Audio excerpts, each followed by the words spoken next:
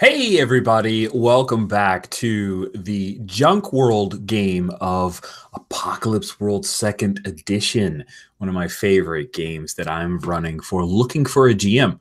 This is part of the Games Now program for Looking for a GM. And we've had one intro session where we created characters and jumped straight into a new situation and ended things there, and now we're picking back up in our bi-weekly game.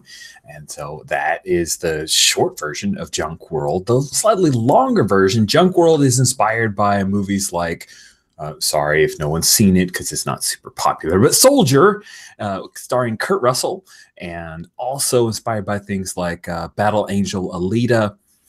Imagine, Thor Ragnarok is a great place to grab imagery from as well. So it's a junk world planet where many years in the future, there are these automated tramp freighters, like trash scows, as it were, space trash scows that all come in a line from Earth and Mars and the original solar system, and all the trash is just kind of thrown out that way and then dumped here on this one planet, a remote planet in the middle of nowhere. And somehow, some way, a colony ship was caught on the line that was used for this automated delivery system of all the trash scows, and this colony ship ended up crashing here many years ago, and a very small set of communities have grown up here in this vast world of the junk and detritus of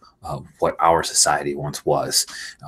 These people have lost a lot of their technology, and they've had to learn to survive on a harsh and weird alien planet, surrounded by what once were the comforts of decadent society. And all of their names and ideals are a bit of trash pop culture related. So our names list comes from a lot of brands that they would have seen on things lying around or used to build their domiciles and places, shelter and the like. So that's what is the kind of outset for Junk World. We have a pair of awesome characters that we will return to this time. And then after we get to know them real quickly, we'll jump right back into the situation that we left with a nice cliffhanger. John, tell us a little bit about your character.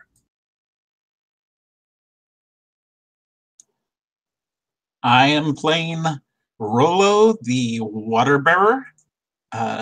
He is the key. He's the leader of the Oasis, which is a lush kind of tropical paradise tucked away in a crack in the ground under all the junk. Beautiful water, lush plants, fish, paradise in an otherwise hostile world. And he is the lawbringer, the water bearer, the person responsible for keeping the place the way it was given to him, basically. So. That's right. This is a legacy thing. It's handed down generation over generation.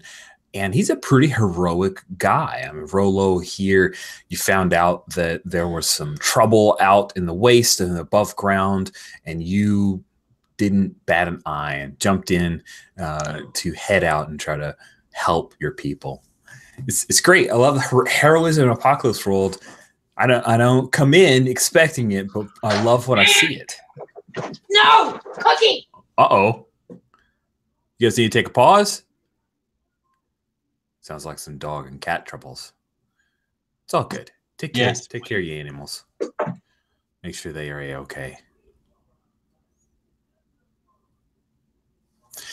So we have moved, and I'll just show here for posterity's sake there. We've moved things over from the old Excel, which, not Excel, the Google spreadsheets where we created characters and had pictures and the like.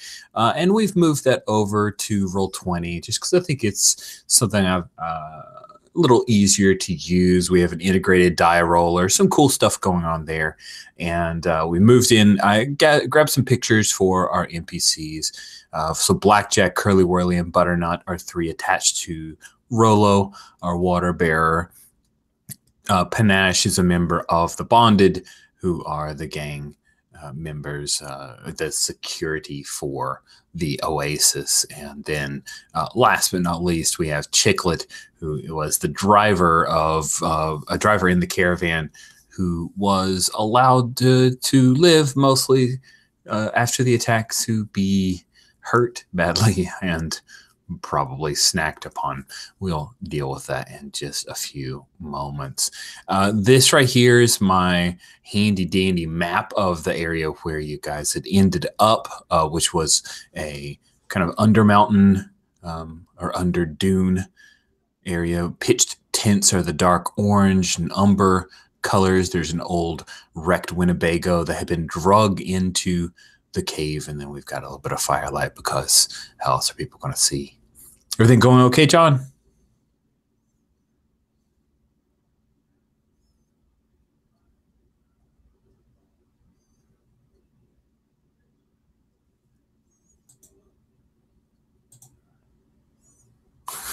Stupid mute button. Yeah, I was like, where is the mute button? Because of the stuff on there, I was like trying to get back to that screen, and there it is, right on top.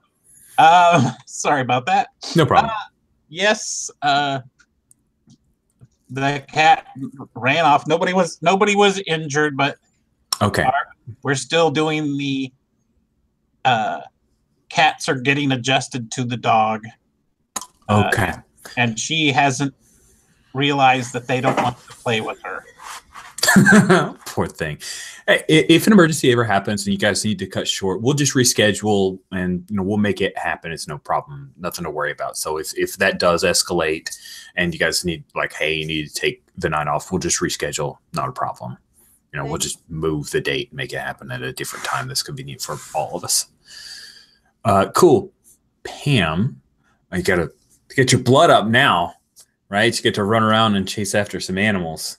That's, I don't know, maybe we'll stick in a dog and cat fight here just so we can have a little bit of realism. No. So tell us a little bit about your character, please, Pam. Hound? Yeah.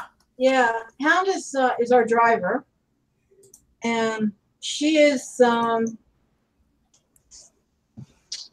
she's an interesting individual. Kind of self-raised, kind of self-taught for a lot of stuff. She likes tinkering, and she has converted this gigantic bus, this Greyhound bus, into her home and her vehicle of preference. It has some very retro looking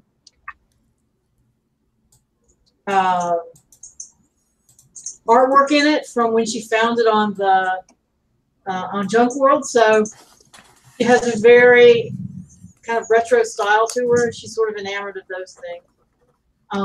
And she has a very great tendency to screw with people that she doesn't seem to like very much or trust. So anyways, still feeling around a little bit, but that's kind of her for now.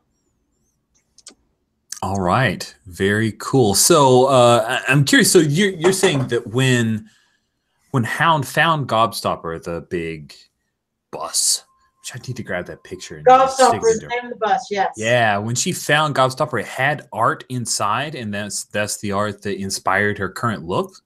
Yeah, I don't know if you remember us. Yeah, we yeah. So like 1950s, 1960s style art was very much in vogue when the bus was built.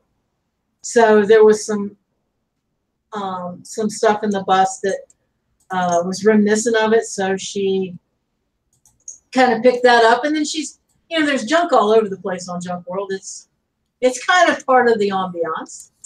So she's gone and hunted some of that stuff down to give her a little bit more of an idea of it. It was in this one little area that was all sort of dumped at the same time. Very cool. All right. There we go. I grabbed that gobstopper pick that we were using from before and tossed it into our roll 20. So there we are. Yay!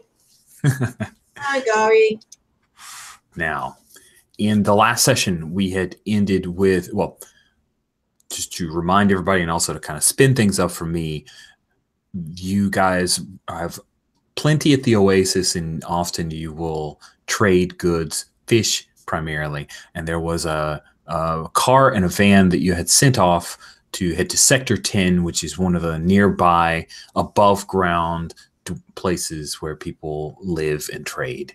And the cannibalistic gang, there are throngs of them that exist in the wastelands between the small villages that have slowly started to grow up here on Junk World. The Wendies are the primary gang to the north, and the Wendies had hit your caravan. You guys went to investigate it. You went in Gobstopper, found that there were no bodies of anyone that was attacked, but it was very obvious that a great amount of violence was done.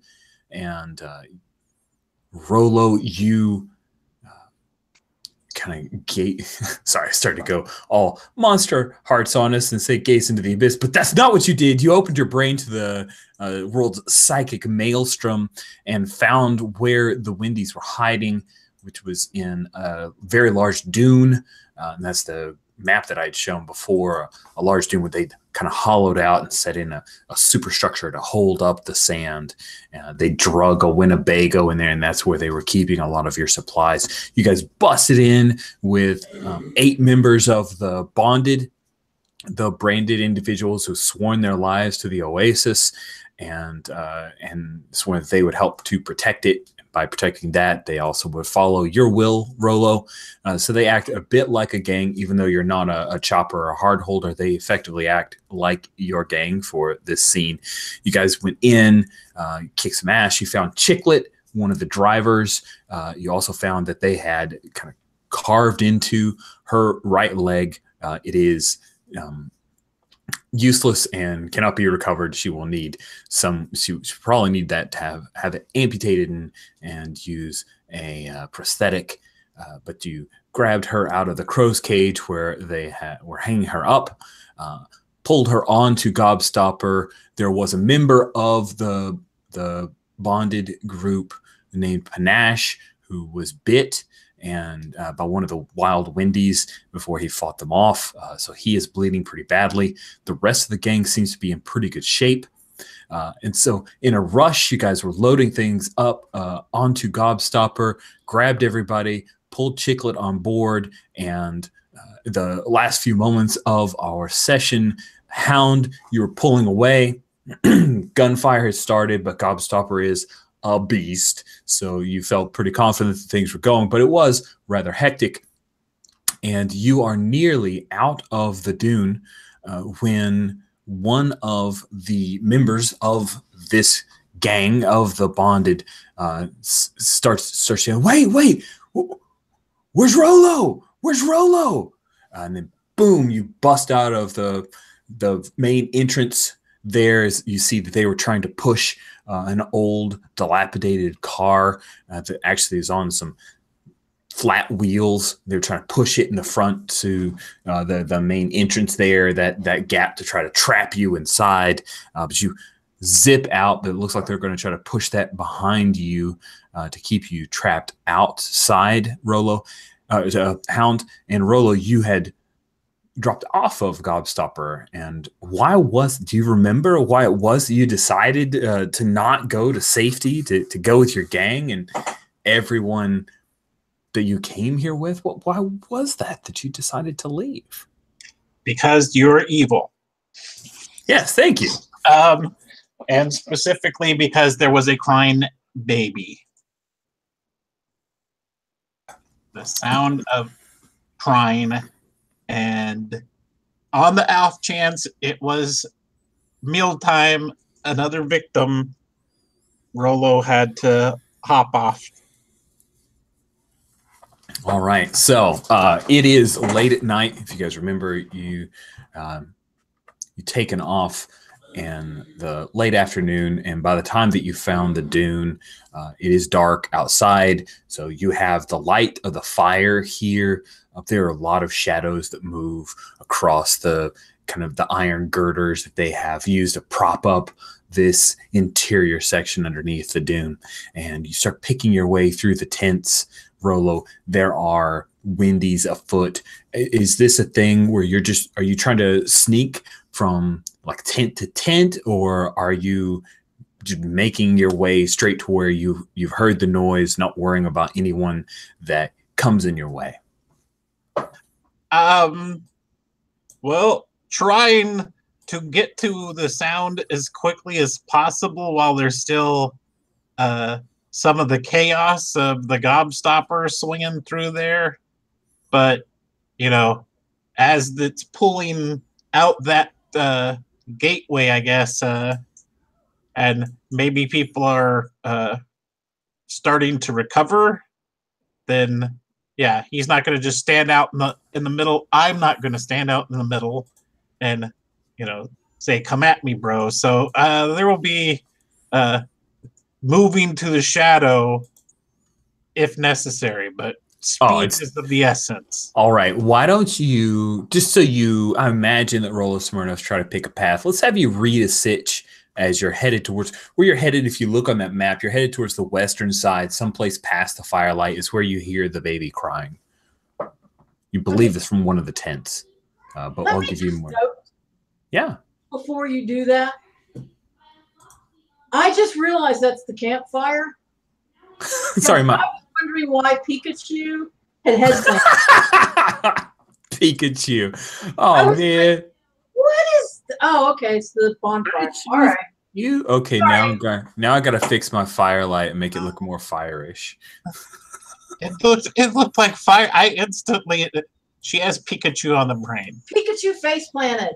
Okay, it does look a little Pikachu face planted to me. I can't argue with that. That is definitely a thing. Sorry to interrupt, but I wanted to do it before you got into, your thing. So go ahead. That's what I get for southwestern side. Yeah, the western side is where he is hearing the baby. Right, you kind of drop near the middle area because that's where you guys were lined up by the Winnebago and you're picking everything up. So you're going to be rolling plus sharp. Oh, goodness. Question. Are you guys good with your highlights? If anyone wants to call for new highlights, then we'll do a round of highlights real quick. If you're good with your highlights, we'll stick with them. Remember what was highlighted for me? It should be marked in your character sheet. I'm looking. Sharp. Okay. Sharp and weird. Cool. Yeah, I'm good. Rich picked weird on both of us, I think. There's a lot of weird that went on. Hard and weird for Rolo and sharp and weird for Hound. If you guys want new highlights, then listen. Okay. How about you? Are you good, Rolo? I'm good. All right. Well, I'm definitely going to call it next session. Just calling it right here and now. You'll have to get new ones next session. We'll roll with it this time, though. I'm happy with it. We'll be ready next session. All right. So sharp means you won't be getting an XP, but let's see how it goes. Oh, my goodness. That is a 10. So you are a very sharp individual, of course. And with that 10, that means you get 3 questions. Do you have the questions for the move? I can drop it into chat for you if you'd like. I do have it right here. All right. Okay. That's it. Where is my best way in? I would past the best way to get to the kid. Okay. Cool. Do you want to go one at a time? I can answer that question. Well, you ask them all at once. So, and then can I ask the same question with a different intent, basically? Oh, what's your best way in? What's your best escape route? Yeah. Yeah, absolutely. And what should I be on the lookout for would be the third one. All right. Great. So as you end up kind of running behind Gobstopper for a few moments, scanning across, listening to the baby's cry, Gobstopper busts out of the front entrance and you're left alone. You realize with all of the frenetic action, most people are running, most of the Wendy's are running towards the Winnebago up to the northeastern section of where the dune is. And the best way for you to get towards that baby sound, because who knows, it could be like a radio. Am I that evil? I don't know, but that could be going on in your head right now, Rolo. That's pretty evil. That is pretty evil. Anyway, is to sneak around the fire. So kind of go to the back of the tents. That would be the best bet to try to stay out of everyone's line of sight and stay out of the firelight, while also moving quickly and directly towards the person you want to get to. Now, you realize that there are probably some bolt holes built in behind these tents, and you could find one of those. But your best way out is Gobstopper, of course, right? Getting past that police car, getting out into the sand and contacting the people who will come and fight for you. Because if you go out a bolt hole, you're on your own. You are many, many miles away from Oasis. And so that would get you out of your immediate danger. But if they send a patrol out, there's a lot of tricky situation you have to deal with there. You're actually closer to Sector 10 than you are the village of Sector 10 than you are to Oasis proper. And then the last question that you have, I am going to tell you what you should be on the lookout for with a picture. Hold on a second. Let me upload this. So you need to be on the lookout for the individual known as Cobb, and I'll throw up his picture in just a second. Cobb is the leader of this clutch of Wendy's. That is Cobb. Cobb actually is pretty committed to the whole Wendy's shtick. He has trimmed back his lips so that his teeth are always showing. And he is crazy enough to where he really doesn't seem to feel pain. He's a very weird individual, and you can sense him. There's something about him that sets the back of, like the hairs on the back of your neck stand on end, and you can feel that he is searching for you. So with that move, and initially just give me an idea. What does it look like as Rolo takes off to head towards the sound of that crying baby? With the hunting rifle in his right hand, but like just carrying it by the midpoint to the balance point, not like some action hero with his hand on the trigger or anything, and kind of like running really low with his offhand dragging on the ground kind of thing. He runs along from tent to tent, kind of in that backside, peeking out in the direction where everybody's running, like making sure that the exodus is still, or the pursuit is still going on, and has his head tilted, trying to catch the sound, like triangulate the sound of the crying as he moves along. I like it. I like it a lot. Cool. So I'm going to have you act under fire to do that in just a minute, but I'm going to roll outside to Hound. Hound, you make it outside. Boom. You hit the sand, right? The wheels start churning up all the sand, throwing it up to either side of the Gobstopper. And that is when you hear one of the other bonded screaming like, we can't find Rolo. Did he fall out? I don't know. No. We got to go back. What do you do?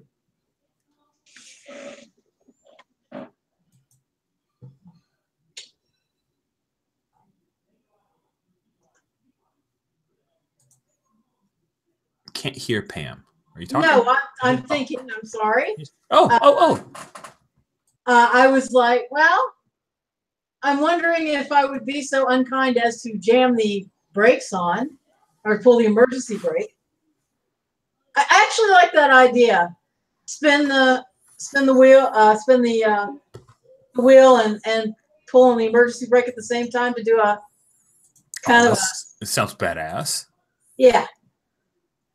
Very cool. So I did try to move over the vehicle information for Gobstopper there. It's vintage, handmade, slow, +1 handling, +1 armor. And it's a Greyhound bus that it's a hover bus. Yeah. So you pull off that move. It looks amazing, like you're spinning it. Oh, so hover. So she doesn't have wheels, or she does have wheels? No. Oh, that's right. Gobstopper is a male. You use the male gender for Gobby. That's right. So does he have wheels or not have wheels? That's right. With the shield thing, like sometimes wheels, sometimes not. Right. Right. Cool. Thank you. For the most part, he has these hover pads. So I would say that while the wheels aren't going to spin, the propulsor engines will kick up a lot of dust. So you won't get quite the same, enjoyable squeal of tires and stuff, but you'll still get a lot of the effect of the spinning. Very cool. Very cool. So you're spinning around. You see that they are pushing that police car in. What do you do? If you remember, the bonded, they don't have anything more than mostly hand weapons. The rifle, they handed over to Rolo. So it's not like they can easily fire ahead of you to help out. You could try to just bum rush on through and hope that the armor causes you no damage, or you could try something, I don't know, something crazy, try to get around that cop car before she's in your way.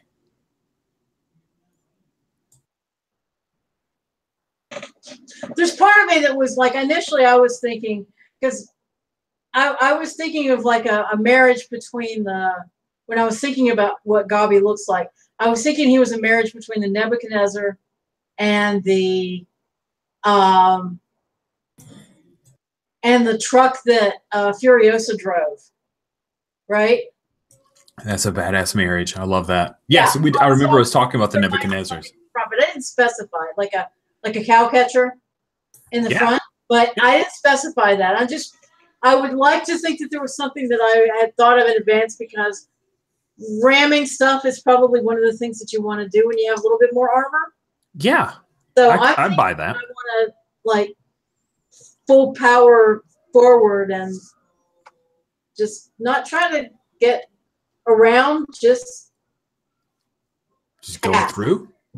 Through is a good word. Yes. Hell yes. That sounds amazing. So I imagine it's like we see Hound's finally manicured, like she's got the really cool painted nails, right? And she grabs the shift to throw it into a higher gear, and then the whole thing starts to lean slightly forward. We see the cow catcher on the front of Gobstopper as he barrels forward to mash into that ruined car they're trying to throw in your way.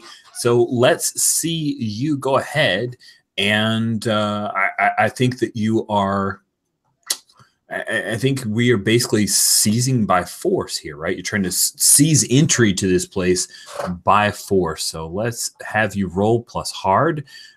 You have, I don't see, you are using pretty big, I'm checking out, combat driver. All right, so when you use your vehicle as a weapon, inflict +1 harm, B harm, +1 target. All right, cool. And then you get +1 armor. You go into straight into danger without hedging your bets. I definitely think this qualifies here. Yeah, you've got your normal +1 armor. You're going to get another +1 armor because of Daredevil, and you're doing +1 harm to others because of combat driver. You are built for this. Let's see. Roll plus hard. Oh, your hard's -1, so it's a possibility of. Didn't I make my hard -1? I need to pull my sheet up. Yes. Okay. All right. So, whew, let's go for it. Yeah. What? Look at that. Boxcars? Nice. So boxcars -1 and 11. That is no problem whatsoever with the. I need to remember that, what you just did, John. On the character sheet, Ah, they have little dice that you can roll for your stats. sweet. All right. Well, I might do that next time. I really like the result I got there. I think you should roll what you got. That is A-okay with me. I just dropped into our chat the choices that you have here. Sorry, I'm fixing the formatting because FI always shows up as a question mark. All right, there you go. So with a 10 plus, you get to choose 3 of those options. You get all but 1 of those options. You can inflict terrible harm, which means that you're not just destroying this car, but there were Wendy's that were trying to push it in the way. You suffer little harm. You already have +1 armor from Daredevil, plus 1 more armor for Gabi as he exists already. And so the chances of you taking any harm right now are very low, but you can ensure that by suffering little harm. You can take definite and undeniable control of it, which means that you create enough. I'll just tell you that option would move that thing to where they can't do anything else to block the entrance/exit. Gotcha. Or impress, dismay, or frighten your enemy, which of course means that the Wendy's would be peeing their pants. Their red and yellow pants. I have forgotten that you were using clowns for Wendy's, and I just, next week you will pay for that. I don't know how, but next week you will pay for that. So I like the idea. I'm not really worried about the harm piece because, like you said, I'm +2 right now. So I like the idea of inflicting terrible harm, taking definite and undeniable control of the situation, and making the clowns, swell themselves. Okay. So Gabi, he slams into that cop car, sends it rolling a couple times into the hideout. It knocks down a couple of the Wendy's, and you see one gets crushed underneath. A bunch of the others, they run out of the entrance itself once you pass through, like they're out, like bust this, we're done. And you come roaring in. We cut to Rolo. Rolo, you've been making your way quietly behind the tents. You hear the sound of that huge crash, glass, small explosion behind you. Does a great job of covering your tracks. I'm going to give you a +1 forward here, but I need you to act under fire. Remember, we mentioned that was coming your way. You're going to act under fire with an extra +1 forward because of what effectively you're getting some help from Hound and the ruckus that she is causing. If you succeed, then you're going to make your way to the sound of the crying baby without any further incident. If you fail, I'm a professional ruckus causer. You are. That's what we sometimes you carry stuff around, but mostly it's about the ruckus. It is mostly about the ruckus. Okay.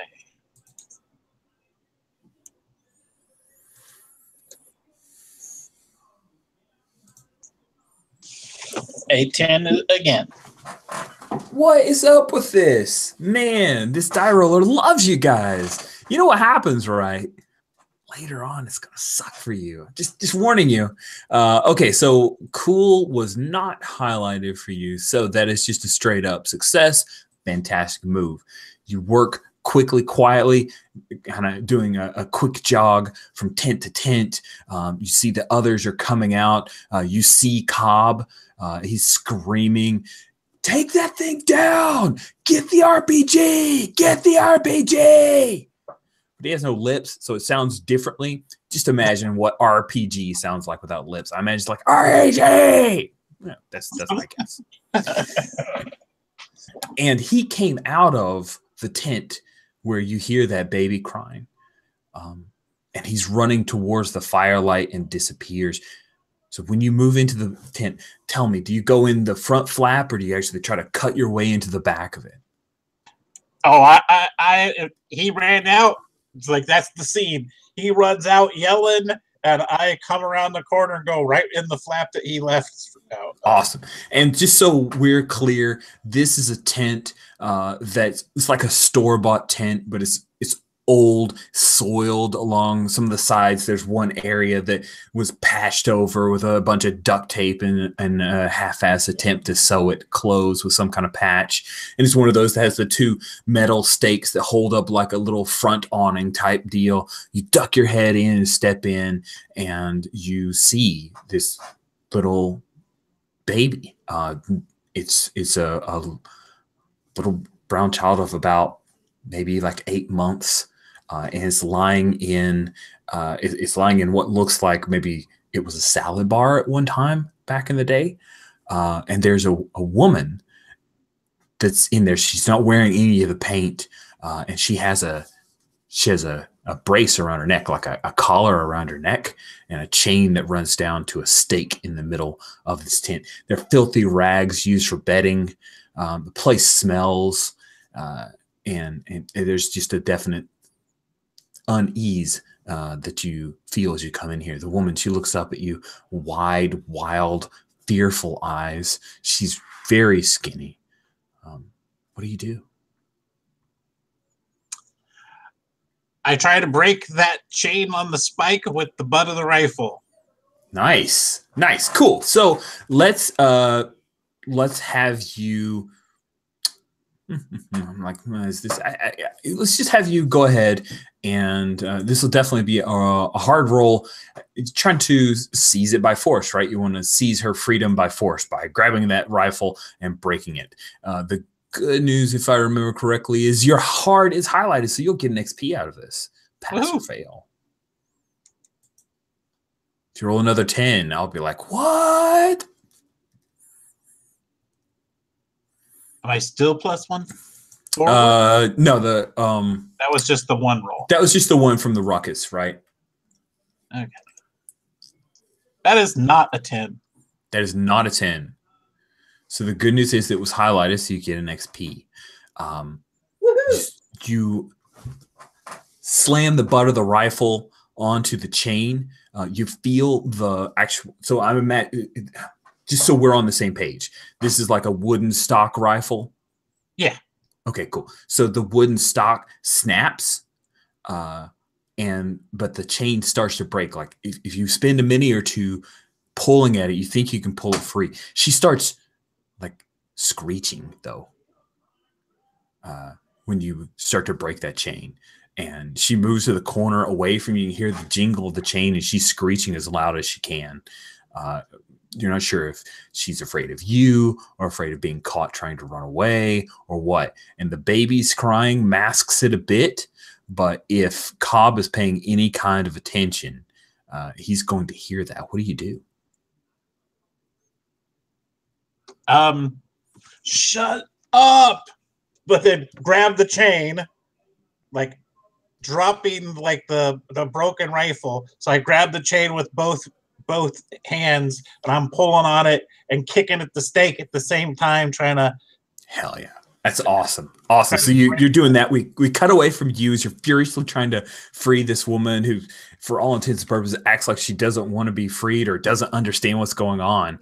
We cut out to Hound. Hound, you come in, that cop car rolls a couple times. It's like slams into a tent and just takes it completely out. There's flame that's getting thrown out from some of the old gas tank.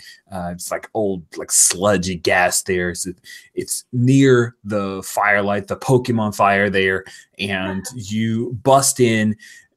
The Wendy's at this point, they know not to go step in front of Gob because Gobby's going to take them to Dead Town. Looking around, you don't see Rolo, and it looks like the bonded, they're like jumping out the back. what do you do? The bonded are jumping out the back. I'm assuming. Yeah, they're headed towards the back door. They're going to open it up, and they're going to run out and try to find Rolo. Yeah, that's what I figured.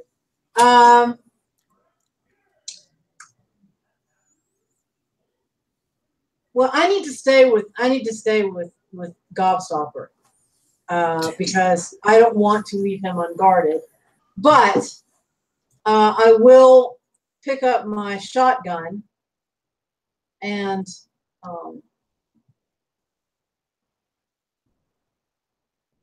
I'm trying to. I have a side door, and I'm trying to remember if I have like a turret or something built up above. But I think I'll open.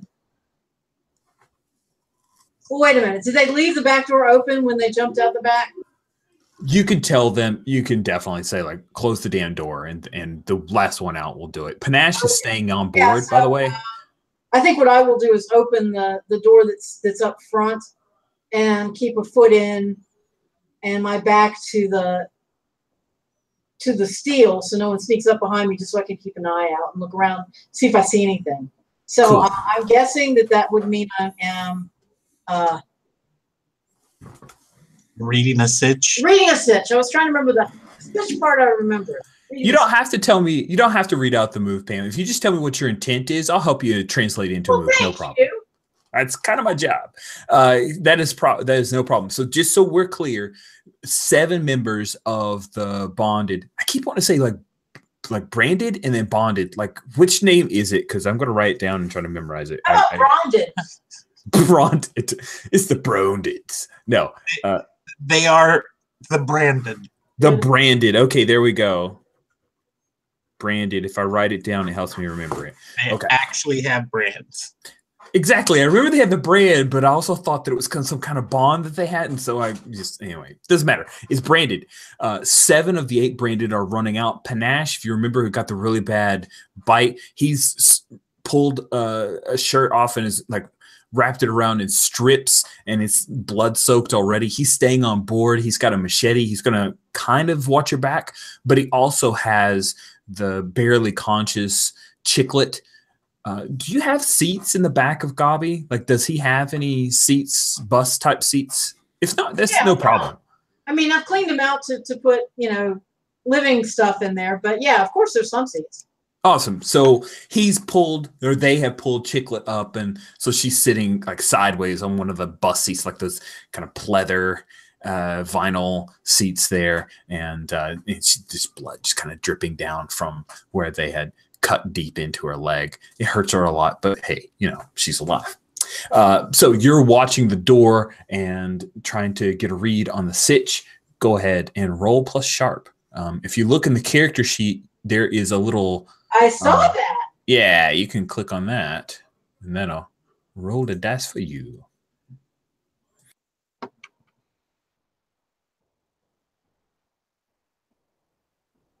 That is a 9. Fantastic with a partial. Well, it's not fantastic. I'm overselling it.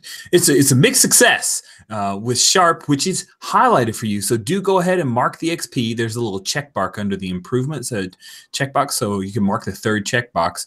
Get 5 of those. You get to take a new move or increase a stat. With a 7 to 9, you get 1 question from the read a sitch. Do you want me to drop those questions into chat for you somewhere? Yeah. Okay, cool. Yeah, no problem. I don't have it pulled up on in my PDF. So I am happy to do that for you. It is no problem. All right, and so the questions are: where's my best escape route? Way in or way past? Which enemy is most vulnerable to me? Which enemy is the biggest threat? What should I be on the lookout for? What's my enemy's true position? Who's in control here?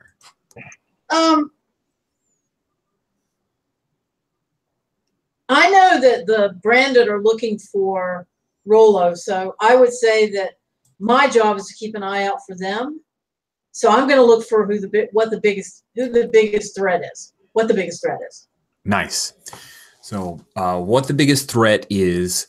You see Cobb He is running off towards the northernmost tent, and there are a couple guys that are coming out with a crate, like a big wooden crate that they're pulling with a couple of like sets of twine that are in the ends, and they're pulling it out and prying it open with a crowbar, and it looks like they're constructing something quickly. It's a long metal tube.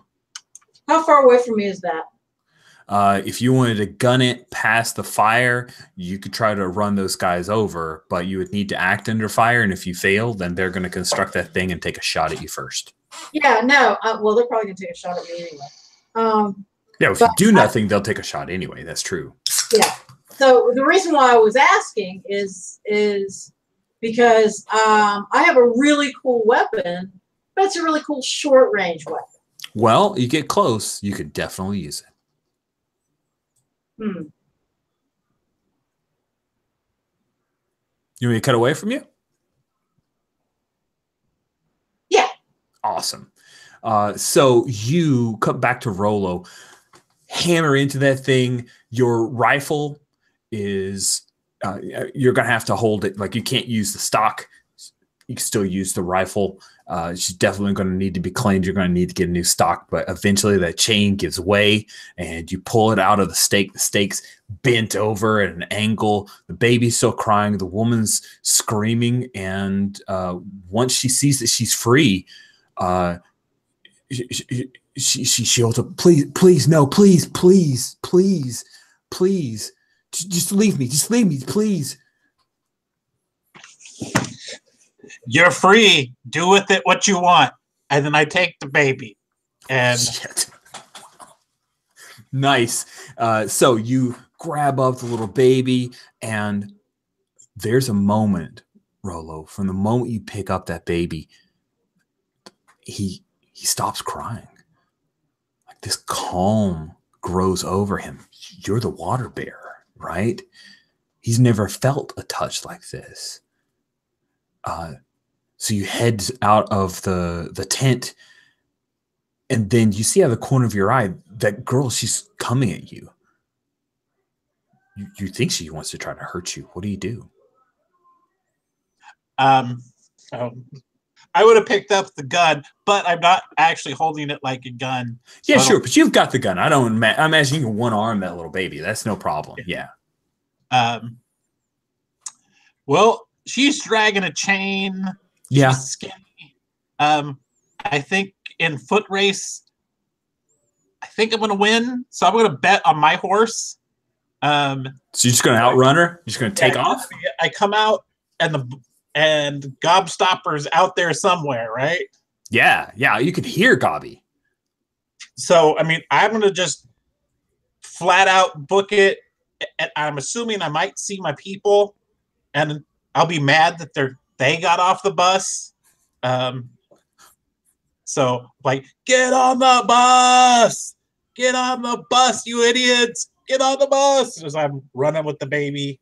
Nice. Awesome. You run with the baby in one hand, rifle in the other. Let's see what goes on with Gob here. What are you doing, Hound, with Gob? You said you want to try to get in close and deal with these guys that are constructing that RPG. RPG is like a big, long bazooka thing that they have the type of rocket propelled grenade where it's like a big knobby thing on one side and a long sheath that they shove into. So they're working on trying to construct it. They have to. And when I look at it, it's clear it's something like an RPG. Yes, and like you've got headlights on the thing. It's like right there. You can go past the. Oh, I have headlights on them. Yeah. Does that finish their view of me? Like if I were to approach them, not on Gobby, but if I were to like run toward them whilst cocking my,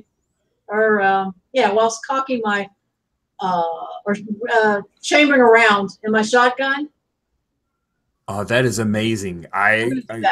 Oh, that's so cool. So you dash down out of Gobby and start running out towards these guys. They're not going to hear you with all the cacophony that's going on. Right. I think you're going to get close enough to get a shot off here. Good. Let's see you go. Like, do you just want to walk up and do some murderating here? Or are you going to tell them to drop it? What's the plan? I think what I'm going to do. How many of them are there? There are 3. There's Cobb and 2 other Wendy's. One of the Wendy's looks like he's maybe 12. The other one is older. Okay, well, I'm clearly not going to shoot the 12-year-old. But I would like, however, to shoot Cobb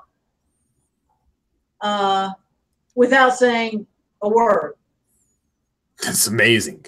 Awesome. So when you attack someone unsuspecting, could you miss? I'm going to say no. So go ahead and go aggro. When you go aggro on someone, roll plus hard. What was I thinking when I made my hard -1? We don't know. I think you were thinking like in some of these other games you get XP on a miss. Maybe that's what you were thinking. You were. Oh my Jesus! You were trying to be ironic before. Did I just shoot myself? No.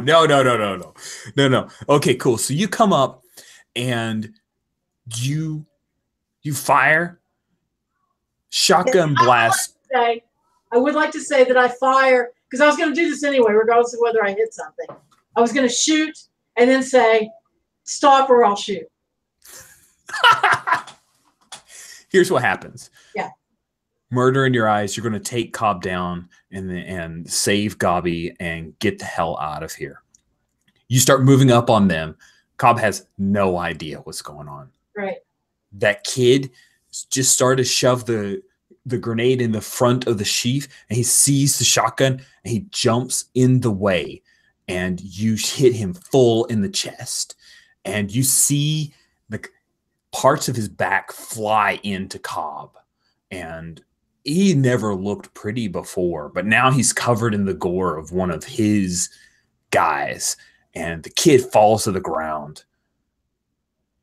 And he just runs towards you. What do you do?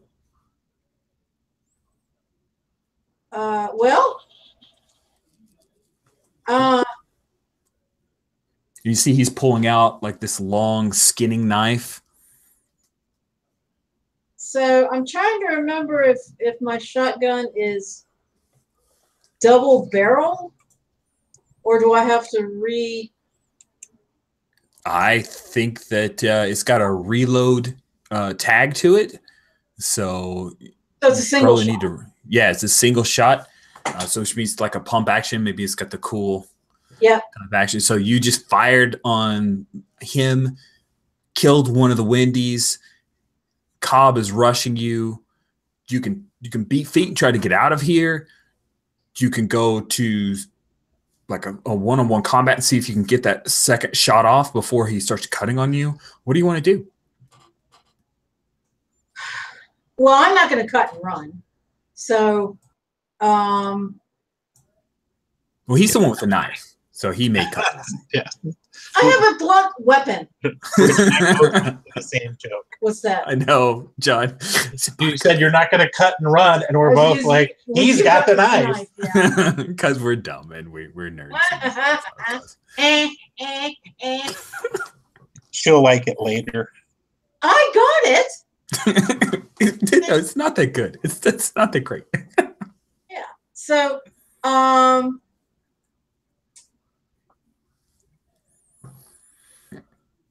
so what I would like to do, I think, is try to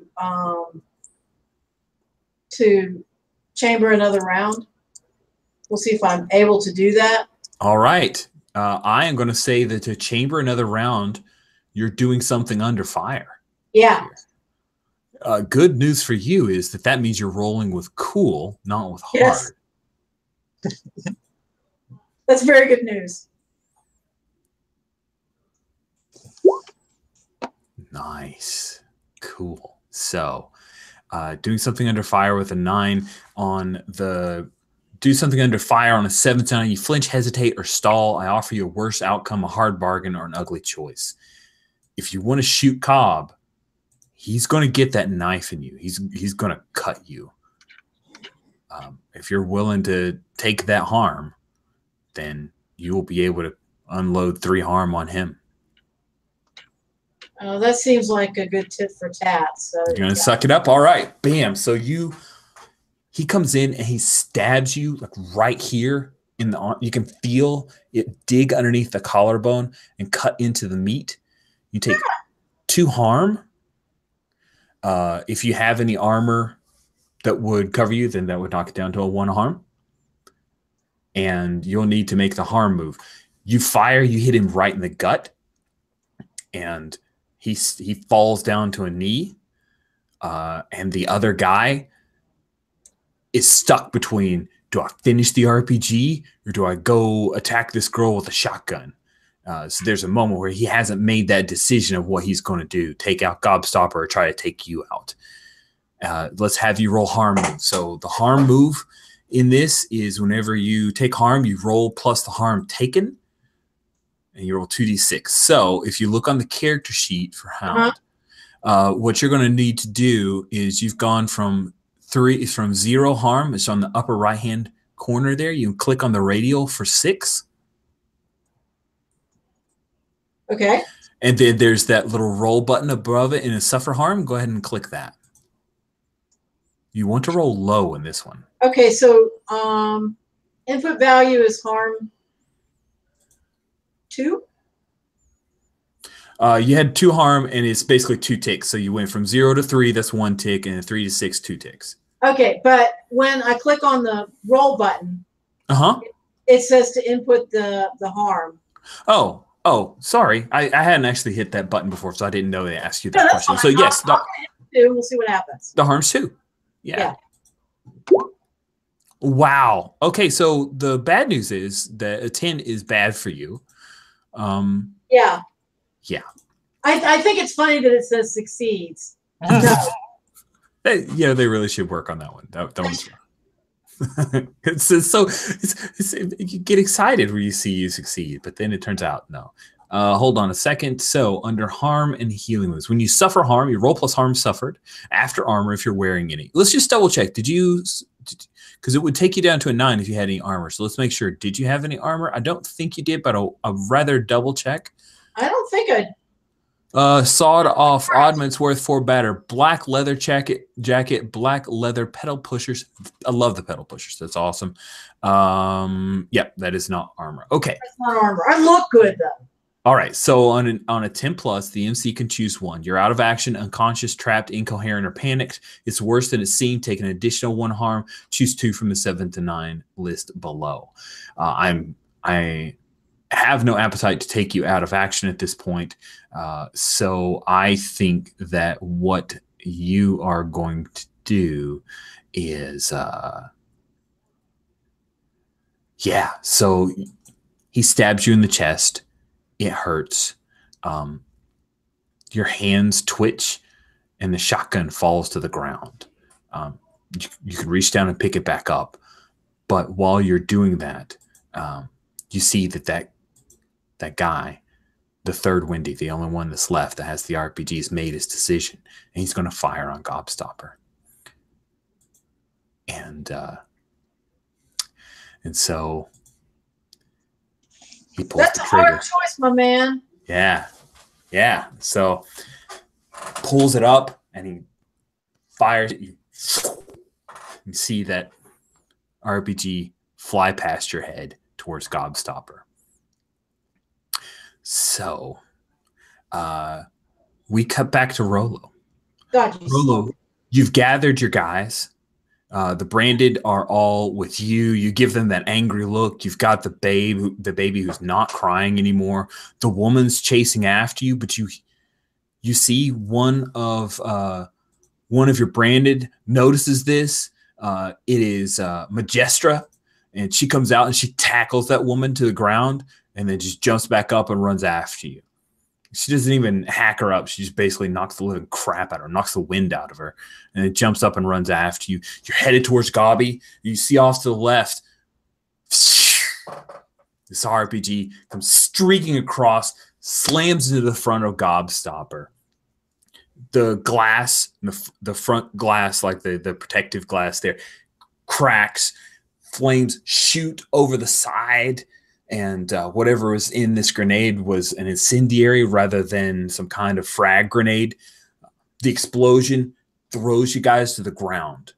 And The it looks like Gobstopper has taken a lot of damage. What do you do when we cut back to you, Hound? This guy's just did that with the RPG, and he looks at you and he goes, and he drops the RPG, and now he's reaching for a machete. What do you do?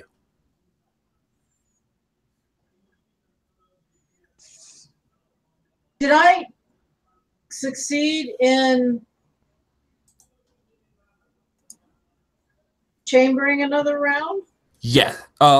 You chambered another round. You shot Cobb. He's down. Yeah. Like, you took Cobb out. He stabbed you, and that's where you had the really high harm rating. So right. So I need to, yeah. And then you drop the shotgun. Then I dropped the shotgun because, ow. And so if you, sorry to jump in, but No. to get the shotgun basically was shotgun or the RPG, and so you picked up the shotgun as. Actually, no. Well, see, I got 2 off of the harm list. You missed noticing something important, which was he fired his RPG. Like, he made his decision and fired his RPG while you were finishing off Cobb. Right.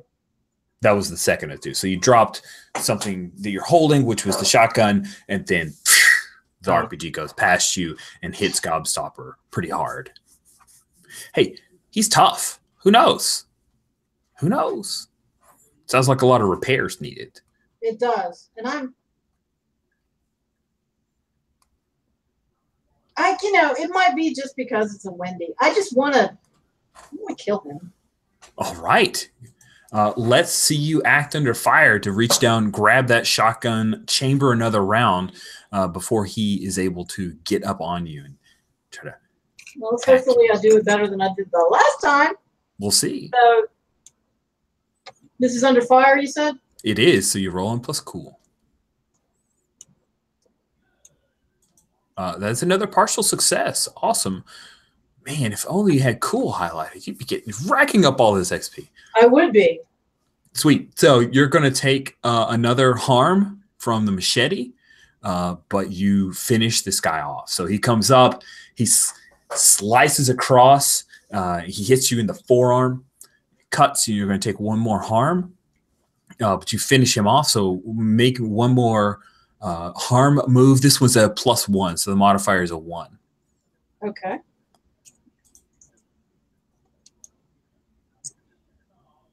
Okay, cool. So on an 8, that's much better than rolling a 10. Yeah. Let's see. I think, yeah. So he hits you, but he's dead, and you're going to lose your footing. But you turn. It's a lot of pain. I mean, you're at 9 o'clock. Your arm is got a dull ache to it. There's a lot of blood that you've lost at this point. Gobby's back there. There's still flames that are licking along him. He's kind of the top where you have maybe, I imagine, like you had some of the stuff that you store, like there's some fire on some of the little cargo netting up on the top, the side of it. The paint is on fire right now. Shit's on fire, yo. Do what? Shit's on fire, yo. It is on fire, yo. It's burning. So, yeah, you lose your footing. Rolo, you saw this big RPG blast, knocked you and your guys to the ground, and you don't know where Hound is because she's not in the driver's side, which is probably great because if she'd been behind the wheel, she'd be in a world of hurt right now.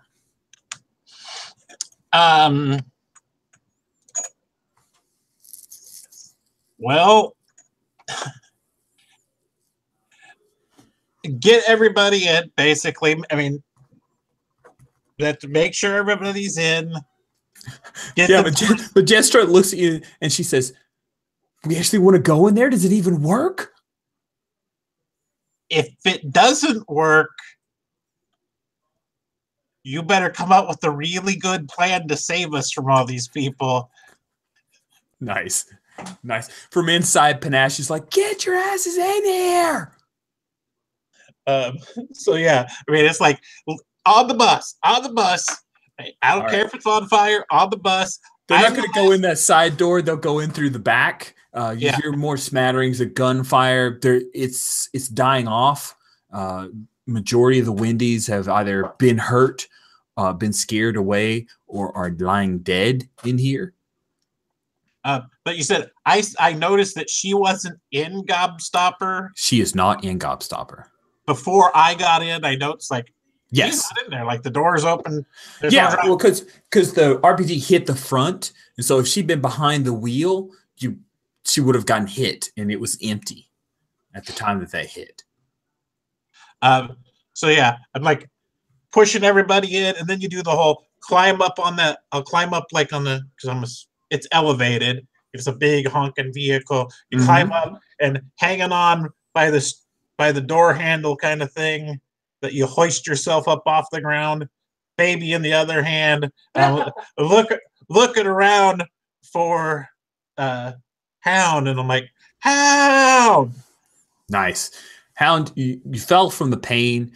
There's a few moments you hear the low hum of Gobby. There's this before it was like the that kind of purr that he has when the grav, like the floaters are on, but now there's just like a slight hitch to it. But then you hear Rolo's voice as he calling your name when you start coming to. It still hurts a lot. No one around you appears alive right now. So you just took out 3 dudes. One of them maybe not on purpose, but the other 2 definitely. Gobstopper is maybe 50 feet away from you at this point, and you see there people are climbing on top of it, and there are a few Windies who are trying to figure out if they want to actually test this or let you guys just leave. What do you do? Stagger to my feet. Can I chamber? I probably only had 4 shells. Can I chamber the last shell? Absolutely. You've chambered the last shell. Okay, I'm going to shoot Cobb. One more time? Oh, double pump? All right, he's gone. Blah, blood. Yeah, his head should probably not be anywhere in sight. He is super dead. And I'll just mark Cobb off here. Let me just delete him off of the thing. He is so gone. He's gone from the world. He is ash. There's no more Cobb. He is mincemeat. Yes. And then I will use my shotgun as something well, no, it's damn it for having a sawed Just off. sawed off. Yeah, you can't use it like a crutch. Yeah, and you're not going to limp. You have a stab in your chest. I'll stagger. I'm not going to limp, but I'll stagger. All right. You stagger your way over to Rolo. Rolo, you help Hound. You're really going to have to figure out what to do. So vis-a-vis Gob. So you can get into Gobstopper. Your upholstery is pretty well scorched. The steering wheel is not in great shape. The whole front of Gobstopper is in rough shape. But as you guys get on board, he works. Well, yeah, he works. I built him. Well, kind of.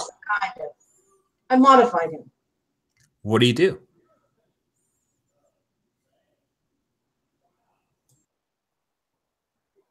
Let's go. Oh yeah. No, I'm gonna put him in gear and get out of Dodge.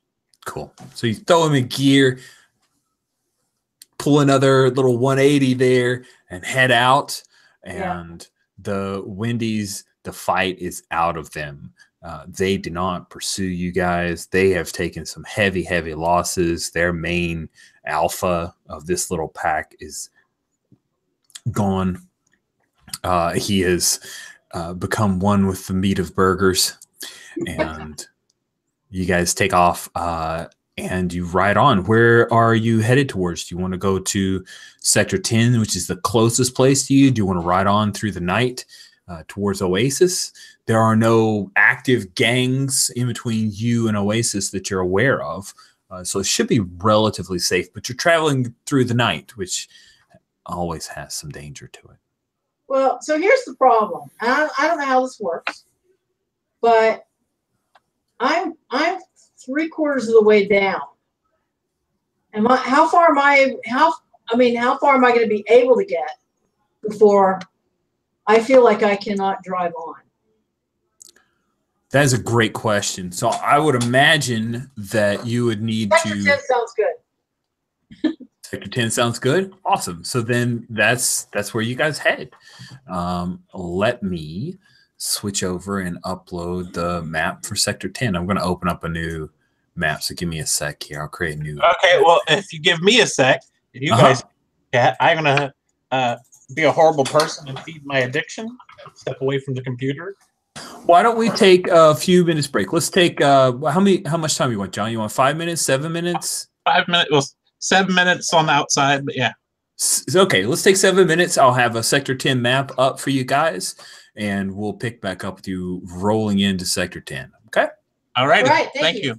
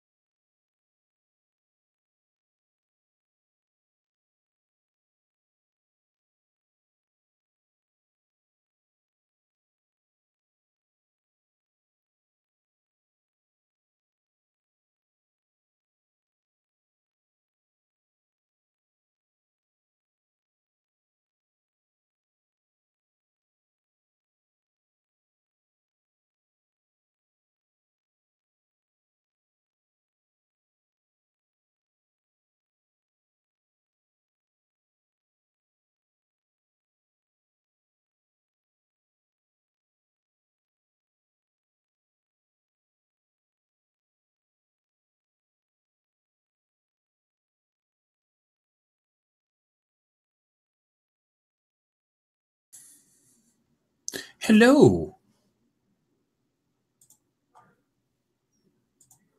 Hello. I'm going to move players to sector. Let me know if when you guys go into refresh, and you should be able to see a cool little map. Yep. It is a cool map. Thanks. Very cool map.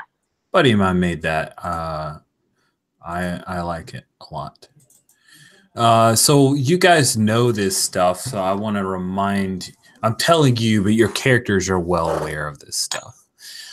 Sector 10 is controlled by this guy. He calls himself Upper 10.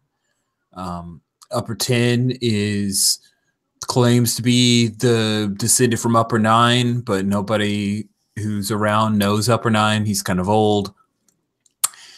There is one gang that holds sway in Sector 10, and they have a working relationship with Upper 10, who runs security with his thugs.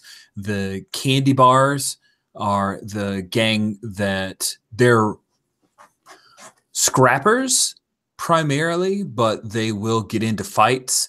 They have hover bikes that they ride, and it is an all-girl gang, girls or female identifying gang, and they are pretty rough and tumble. They name themselves, of course, after candy bars.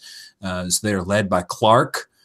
Their head mechanic is Zero, and they have members such as Abba Zaba, AJ, and Watcha, which is short for whatchamacallit, and a number of other members within the candy bar overall gang. So that is one thing that I have questions for. Hold on a sec. How do I go back to not screen sharing anymore?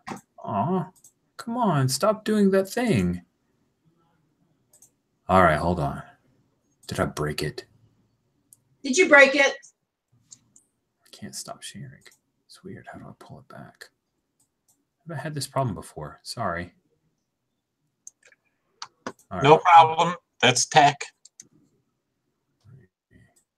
Split cam, and then I'll switch back. Logitech. I figured something out. Yay me. So I have a question for Hound. Hound, you're an amazing driver. You also you appear female. So when the candy bars asked you to prospect into their gang, it's probably a while back. But when Clark invited you to join their gang, how did that go?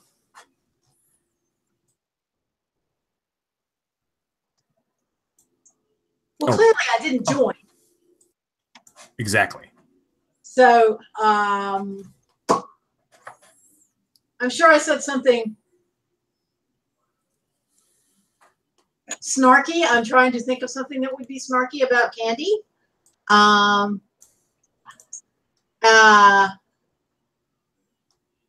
Probably something along the lines of, I don't enjoy hanging with a bunch of Sour Patch Kids. Ooh, wow. Oh, my goodness. That is just great. So I'm writing that down. They will not soon forget such things. No, I probably need to stop burning bridges. You know, they like you at Oasis, and there's plentiful food, so you don't have to worry about that, right? That's no big deal. Yeah, but I'm not showing up at Oasis bleeding, so. So you guys ride through to Sector 10. It is late, you know, just so, like, I would imagine that there's no, hold on, let me rephrase this. It's effectively midnight when you guys come rolling in, which means that it's dark. A lot of the weird alien creatures that only come out at night have done so. Gobstopper, he doesn't sound great. There's a slight whine to the engine. There's a hitch to the hover pads underneath him.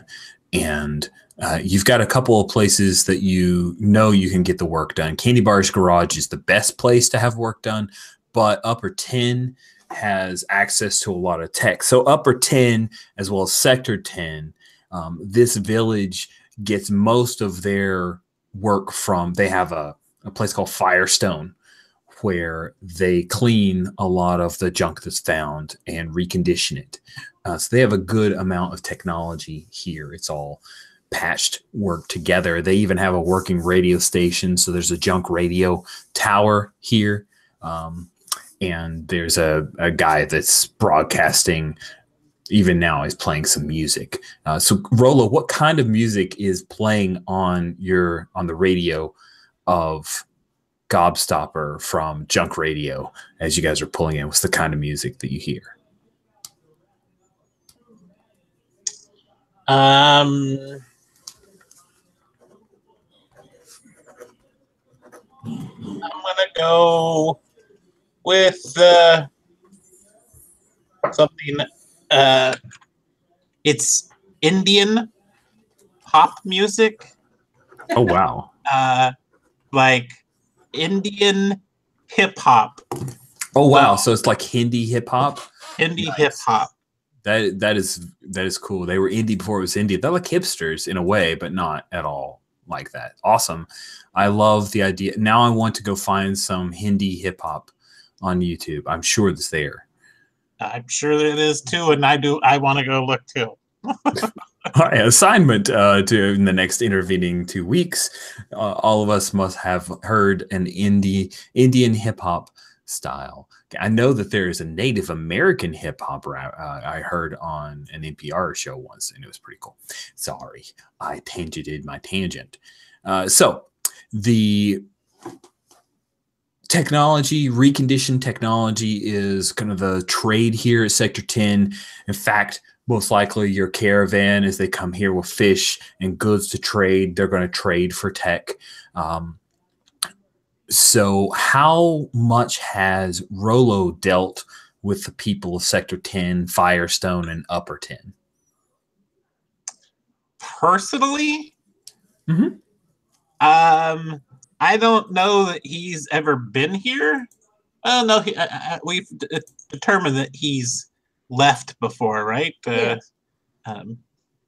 So we had that bonding moment way back when getting parts. Maybe that was in Firestone. We'll say he's had some dealings with them, not a whole bunch. Probably mainly with what'd you call him? Number 10? The Upper boss? 10, which is like a Sprite knockoff drink. I don't know if you've ever heard of it. It's like Sundrop / Sprite kind of thing. It's called Upper 10. But yeah, Upper 10, which by the way, if you look on the key to the left-hand side, Upper 10, that's his place, number 1. So he's actually got a wall built. Yeah. It's big stuff. Good stuff. And we have a delivery of fish for the town. That's true, because you ran into the Winnebago and grabbed all the stuff they stole for you. So you got some fish. You got some other stuff you can trade.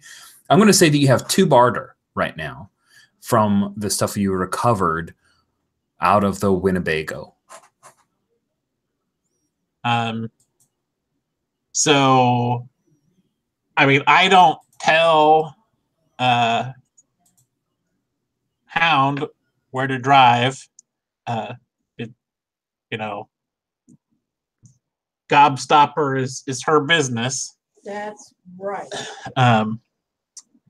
I would have done my best to tend to my people, and as much as I could do for Hound while she's driving. That might have just been fetching her booze, so she's a better driver. But Wait yeah. a minute. What?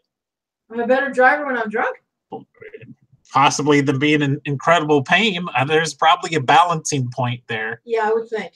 But yeah, so he's been here a couple times, mainly to set up, like, hey, we're gonna, you want fish, you want nice clean water.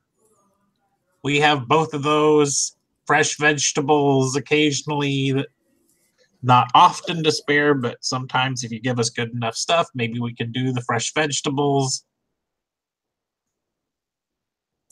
You know, just setting it up. But I don't think he leaves Oasis a whole bunch. Okay. So then for Upper 10, we'll say that you've been to Upper 10's place, his little compound.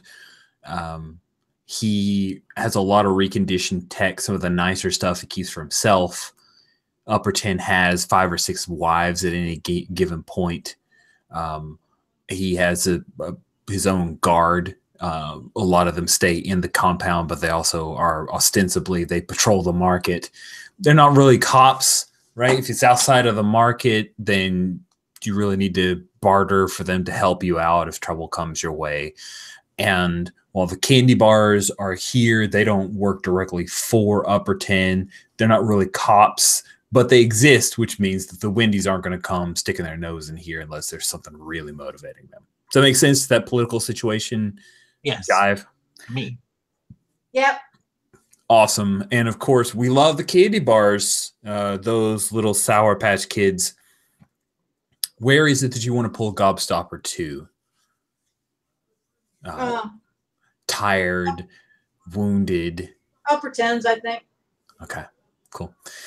So you come in from the South Road to in between. You come up that way, and you'll end up riding around Candy Bar's garage.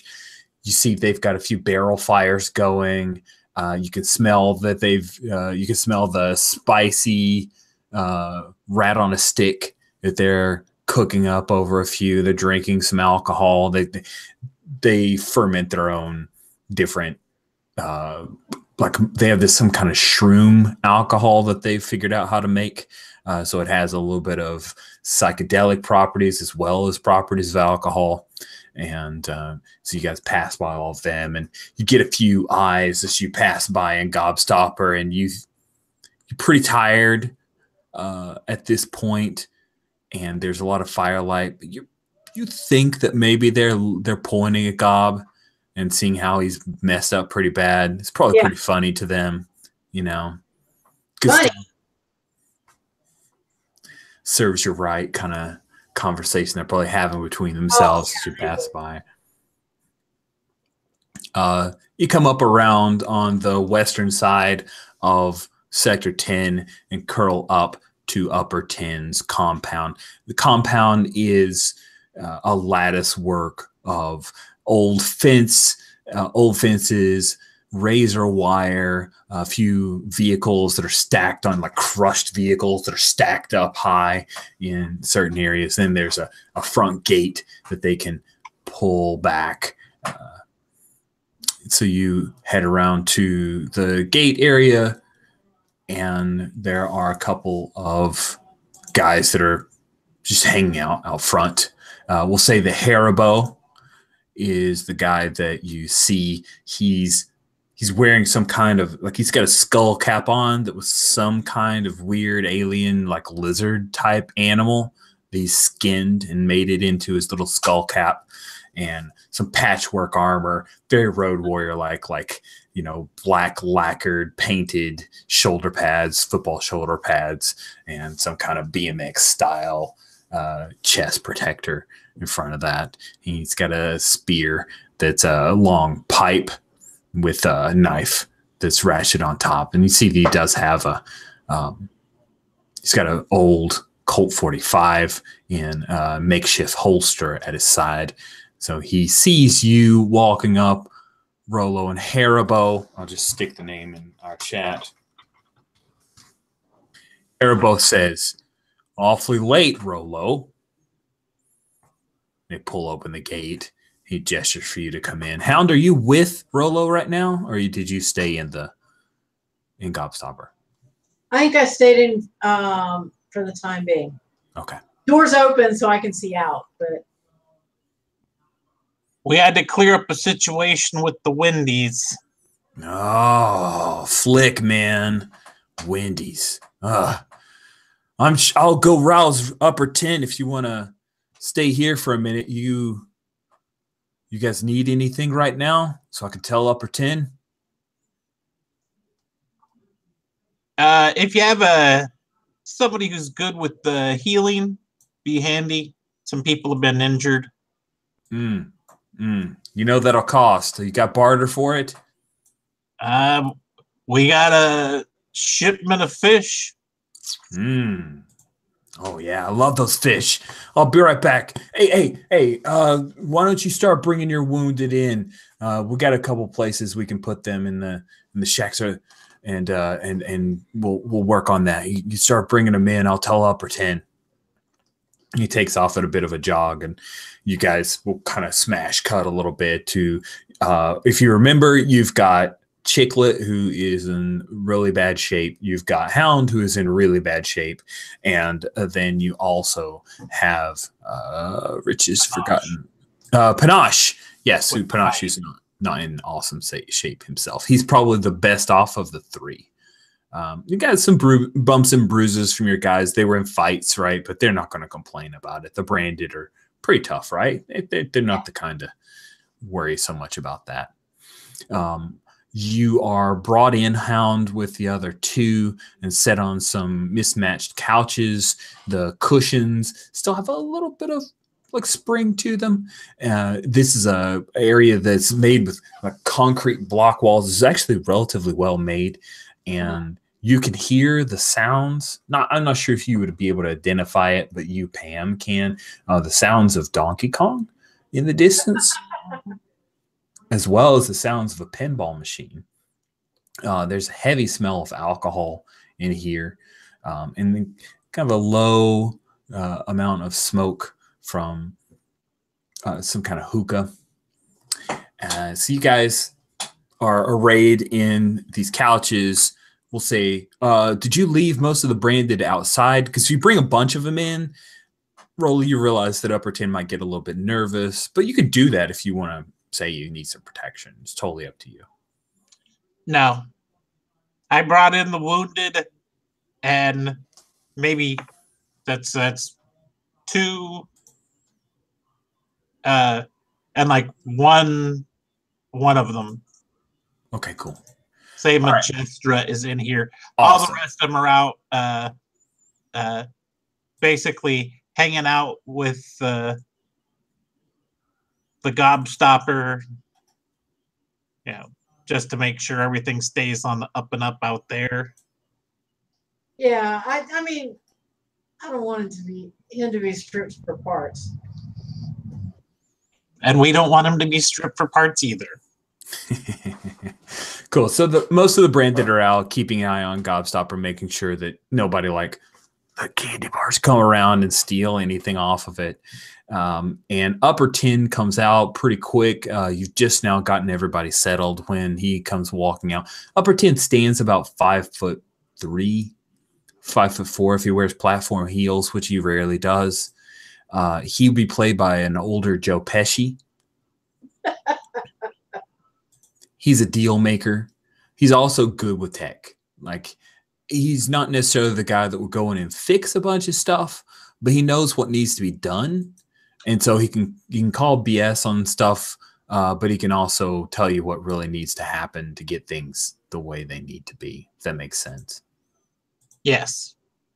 So he comes in, and he's wearing this like terry cloth robe, and he's got a white t-shirt underneath. He's very big on showing that he's clean, right? He's got these fuzzy slippers. What's the animal on his fuzzy? They're not bunny slippers. There's some kind of animal, though. What is that, Hound? What are the animal slippers that he's wearing? What do the animal slippers look like? What kind of animals does he have? Yeah. What kind of animal is it? Unicorns. Unicorns. Right, so they have like the little kind of purpley horns that come off, like they're little knobby things, and googly eyes that are... Oh, yeah, absolutely. Yeah, totally adorable.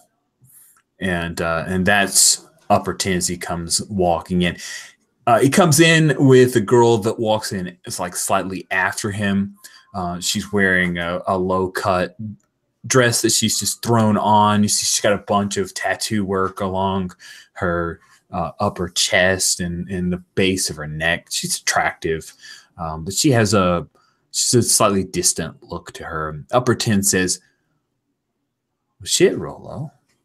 You know, you could have called first, buddy. How you doing? You look rough. Some of you guys took some trouble. I heard you ran into some windies. Oof. Rough stuff. Hate those guys. Hate them all. Glad you made it, though. Well, I kind of hate them, too. I hate them a little bit less now that we've killed a few of them.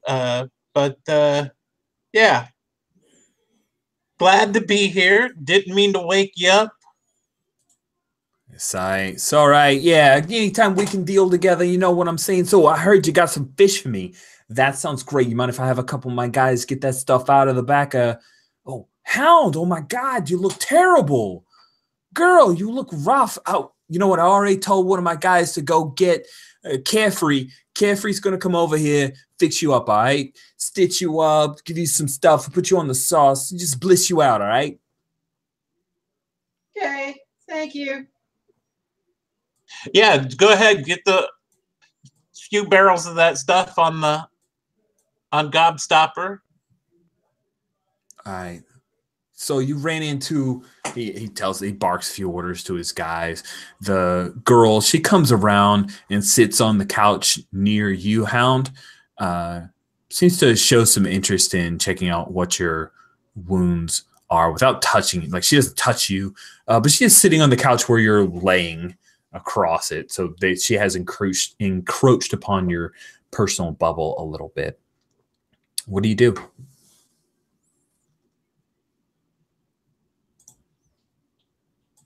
Hey, Rolo. Yeah. Remember that stuff that I was drinking on the road? Yeah, got any more of that? Yeah. Can I have some more of that? I'm a little thirsty. I will provide her with the hooch. She can drink all she wants now, I suppose. Sure. Why not? I'm not driving anymore for a while. Hopefully, but not too long. So yeah, I will hand that off, and I will ask, how old is this baby? Because we say baby, there's a whole wide range of baby. She's about 8 months old, or he's about 8 months old. Oh, whew. Okay. So I don't have to. I'm like, how am I can't breastfeed the guy. You could try. I could try. Oh, it is a boy. It's an 8-month-old boy with ruddy skin. So I'll ask. No, I'm going to actually just see if he provides for now. Oh, cool. Yeah, Upper 10 doesn't even pay attention. You're carrying the baby? Yeah. Oh, what you got there? I know it's a baby, but when did you? Is it yours? Because I see the resemblance. He's cute. He is cute. He's a souvenir. That might be his name, Souvenir. Oh, I like that. It's got a good ring to it. Souvenir. Yeah, it's good. It's good. You like that? Did you think of that, Hound?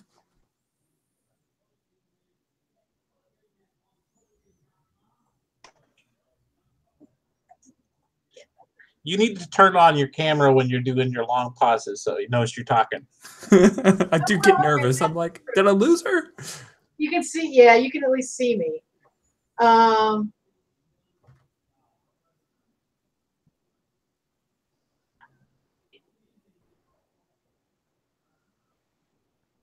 Is that a baby?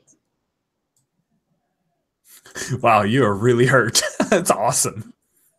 Is there a baby? Somebody shrunk? There's a child on my vehicle. We're not on your vehicle. There's a child on my vehicle. Because we're still moving. Wait, who's driving? Can I have some more? Where'd you get the baby?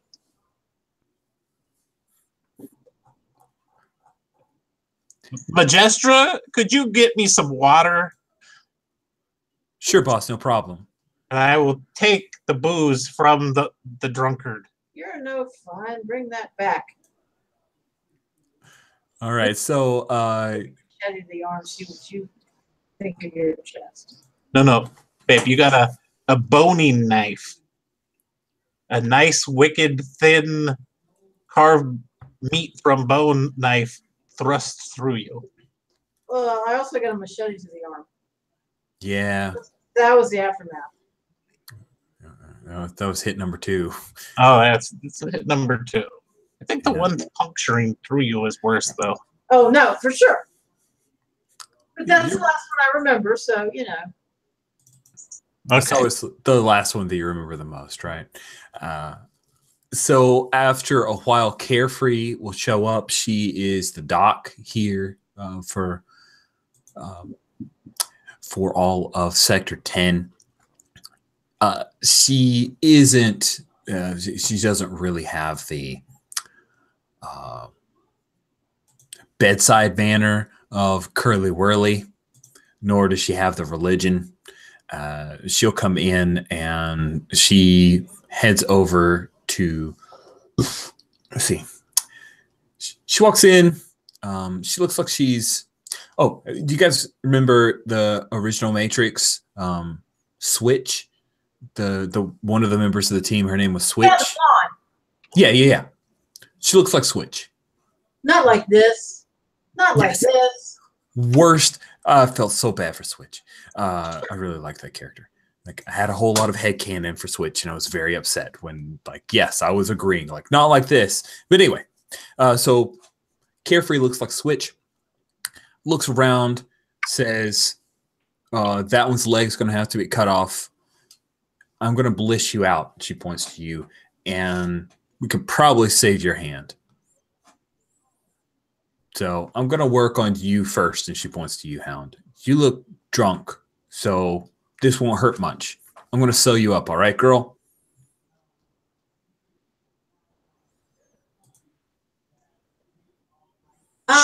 Lose my hand?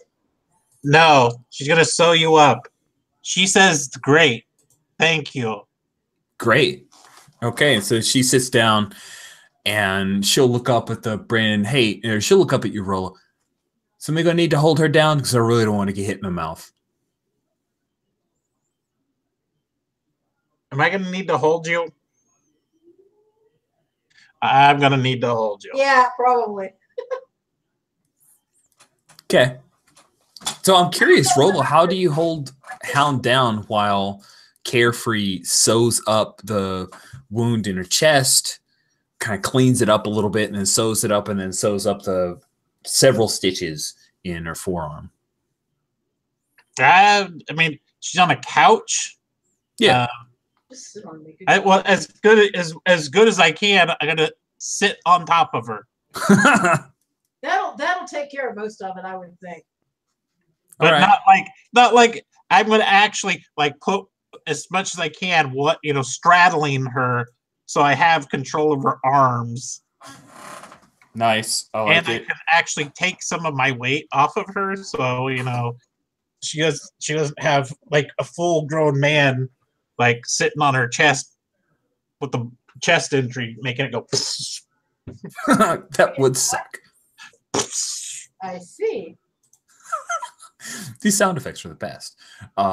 Cool. So Carefree is going to get to work on you. Here's the deal. She'll be able to heal you up.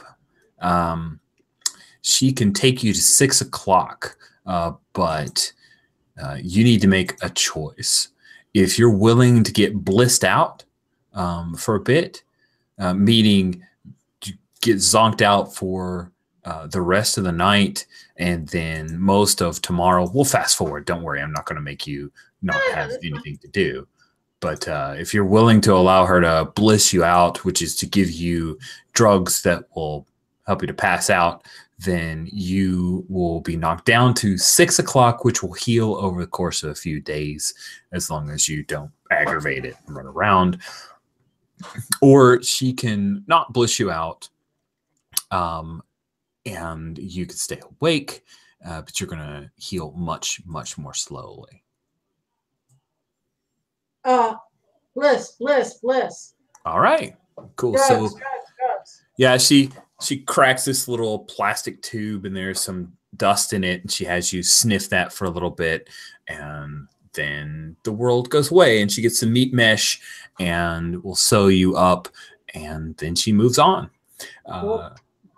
She tells you, Rolo, to have a few guys hold down. She's going to bliss out Chicklet and then cut off the remainder of her leg that's been sliced open. There's just nothing she can do for it.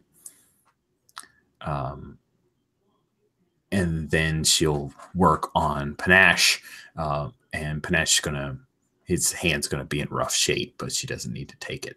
So that's gonna take her for a few hours, and that will definitely handle the 2 barter that worth of food that you hand to Upper 10 in exchange for it. So Carefree will take care of your folks while they're getting blissed out and cured up. Upper 10 will take you aside, Rolo, and say, "Hey, buddy, you here for a little bit? Haribo said that outside that Hound's truck wasn't doing so well. Need some work done there? Because we could work. We could trade." It's gonna need some work. The Wendy's shot it up with some old tech exploding thing. You get that tech? No, Oh, we didn't. shit. Well, I tell you what. You tell me where that is, and I'll see if I can get some guys out to recover that. That'd be worth something. Listen, here's what I want. Right? I can help you get that thing fixed up. I figure Hound, she's going to want to do it herself. It's fine. She wants some assistance. I can give her that. Here's what I want. Yeah. I want to come to Oasis. Me and a few of my girls, my wives, come to Oasis, spend a little bit of time there, enjoy the plenty and the harvest and all the shit you got down there. For that, you got stuff fixed up. We'll take you. I don't know how bad off Hound is, but just a few days. You guys, what do you think? Huh? Well, I would love for you to come to Oasis with your wives. Treat you right. Let you bathe in the hot springs. Pick some fruit straight from the vine and eat it. Swim with the fishes. Whatever you like. As long as you obey the rules, it's all great. What are these rules again? I'm never too clear on all these rules that I don't make myself. Oh, I understand that. They're other people's rules. You know, let's see, do I have them here? I try to copy those over. If not, I think we've got it in here that I can share with you. Yeah, it's in the laws here. You have to offer a sacrifice. I don't think that would be the rule. Everybody pays to enter Oasis, but you're doing that by doing this favor. No guns. Nobody in there has them. You don't need them. There's no fighting in there. Nice and safe. And you have to no violence. Yeah, look at me. I'm not a very violent man. I have people that do that for me. You know what I'm saying? Exactly. So there should be no problem. All right. I think I can live with these laws. I was a little worried about this no guns thing. It's a lot of trust that I'm putting your way, Rolo. I understand. Nobody has them, so you don't have to worry about them. We lock them all up at the main entrance. So you're saying that inside Oasis, nobody's got any guns? Not even those guys. He points up to the branded. Nope. It's dangerous. There's only a couple ways to get in there. It's not like somebody can just drop in unannounced. But I didn't make the laws.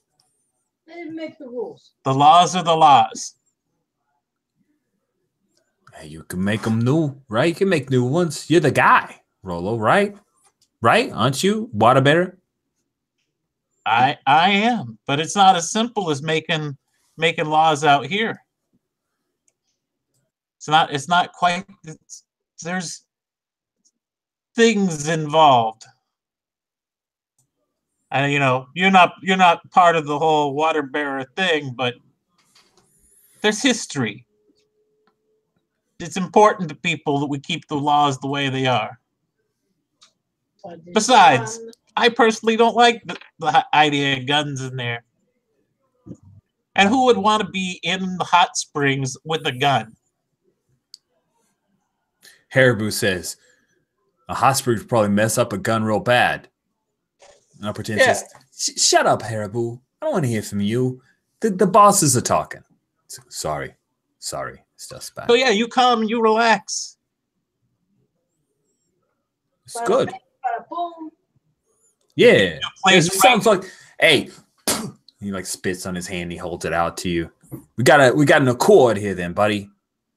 I will spit on my hand as well and clasp hands with him. Nice. Oh, he shakes your hand. He does that thing like he has to like pull you in thing. Like it's a really warm handshake. He smiles up at you because we know who the actor is that plays Rolo. So you're like way taller than Upper 10. Yeah. Right? He looks up at you. And, yeah, like a foot taller.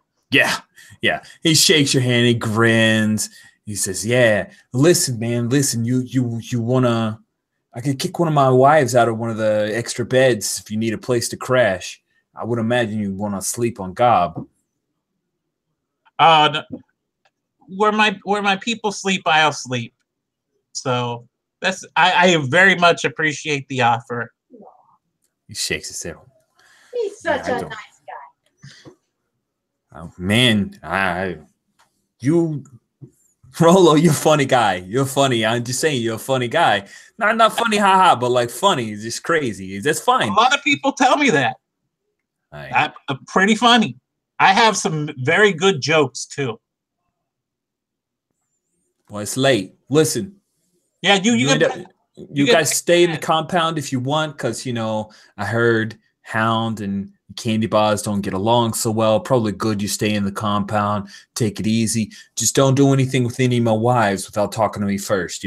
Like we can work something out, but if I hear that one of your guys stick their wick in one of my girls, it's going to be trouble. All right. I totally understand. There will be no wick dipping.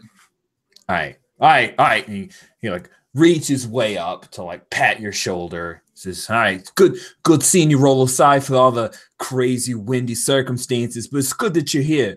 I'm glad that you guys made it through, and Hound's gonna be fine. We'll take it together. This is fine fish. It's gonna be really good. We're gonna have some fish for breakfast. Maybe like wrap up like some kind of fish taco, some kind of. Don't worry, I got a really good cook. He's good.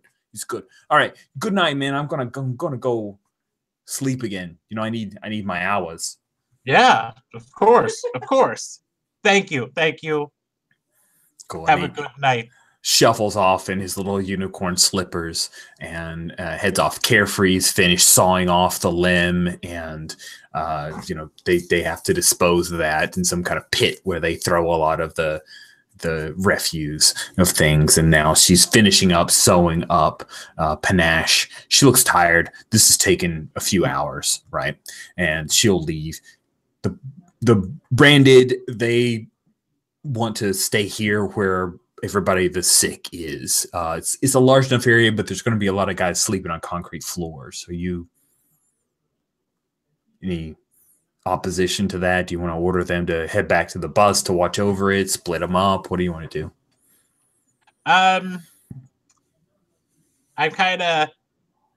We owe the bus some security, so not everybody's going to get to sleep. So Okay.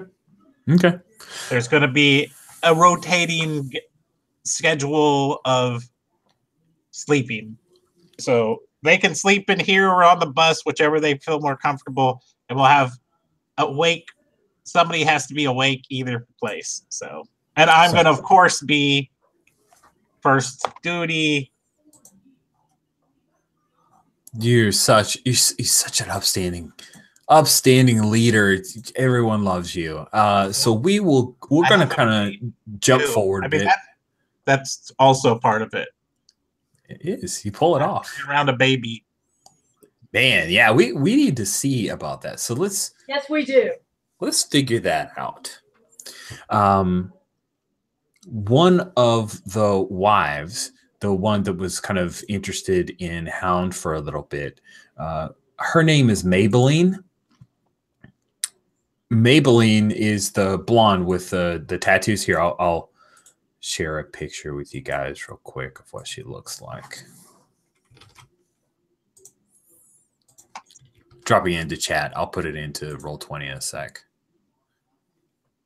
So that's Maybelline.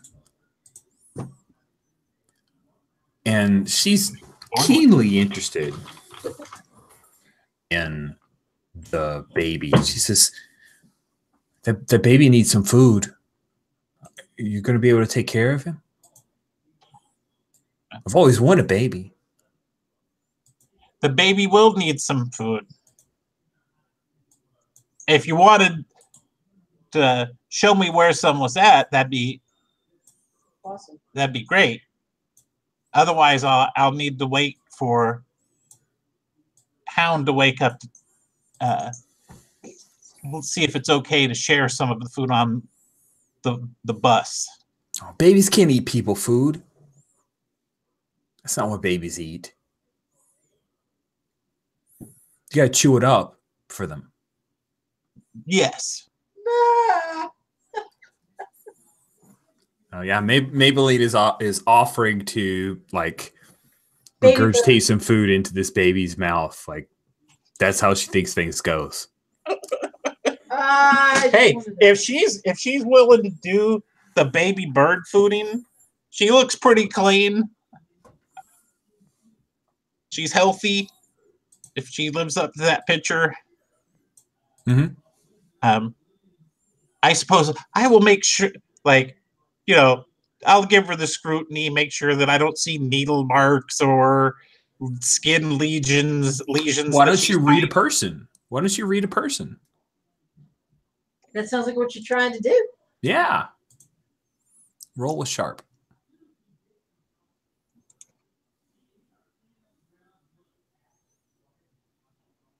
Babe, why didn't you highlight that for me?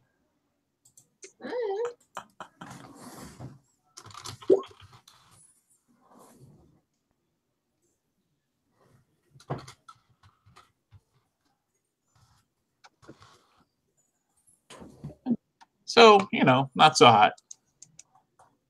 Okay. All right. So that is not highlighted for you, which means that I get a move. So I am going to, she asks you a few questions. She says,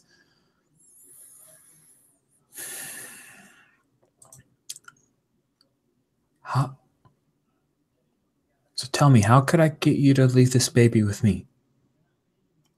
What would I need to do? Would you take care of it? Him? Yes. Yeah. See, I'll pretend. She looks around. Not everything works. He's never had any kids. Well, when you all come out to the oasis, maybe that'd be a great time for you to pick up the boy there.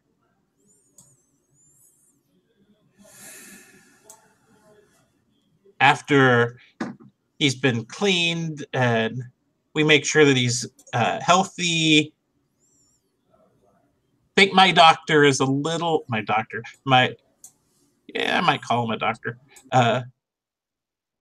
is a little bit better with children than yours.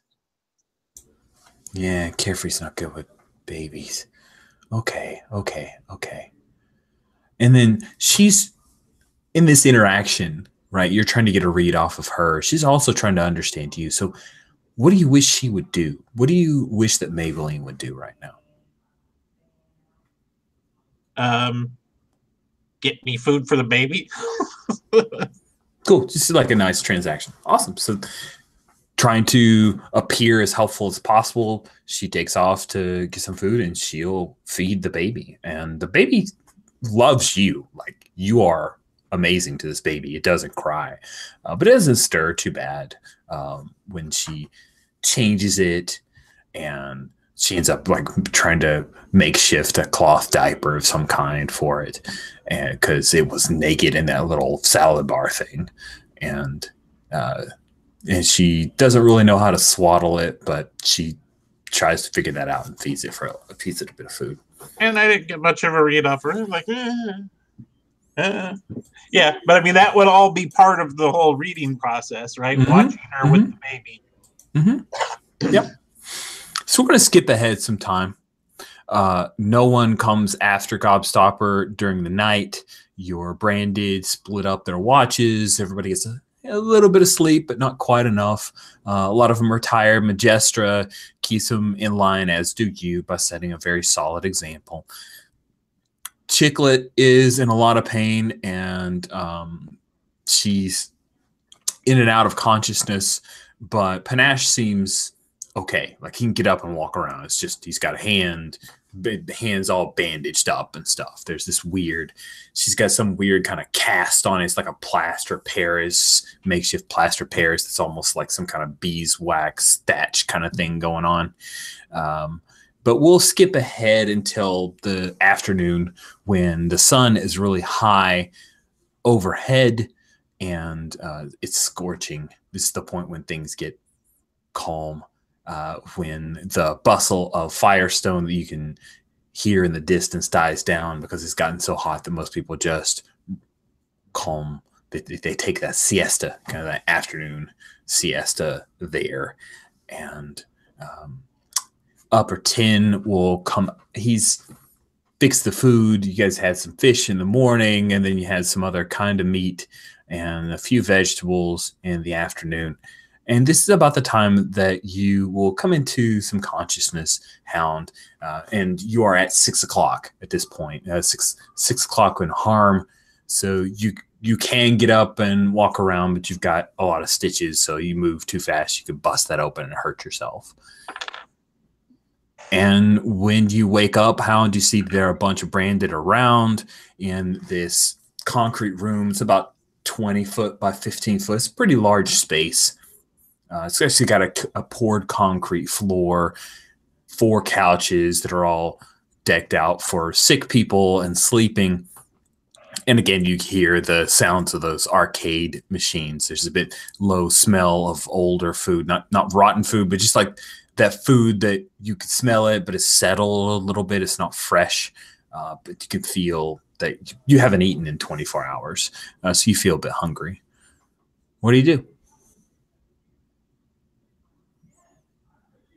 So get up very carefully, not just because I don't want to bust stitches open. I don't want my brain to explode because of the combination of the drugs and the booze. And try to remember where I am, what planet I'm on. Do I see? You said there are some brandeds around. Who's around? Majestra's here. Panache is walking around. The rest of the brand is say there's 4 of them around. Okay. Total, because the rest are out watching Gob.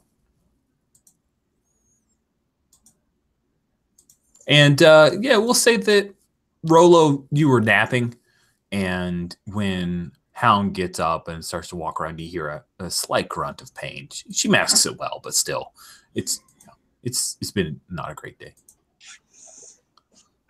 I mask it with some sort of like Sister Mary Frances. So that's one of my favorite exclamations in Roger Rabbit with Benny the Cab when he goes, "Sister Mary Frances." anyways, so yeah. So I heard that. That was enough to stir me from my nap.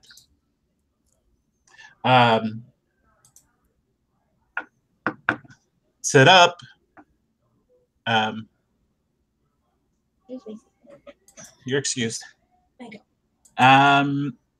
And so she's up. You're up. I'm vertical.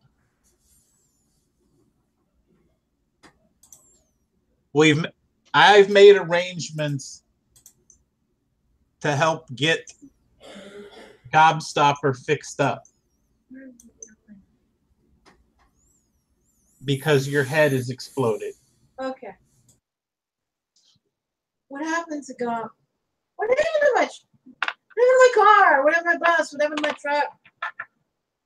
Which one?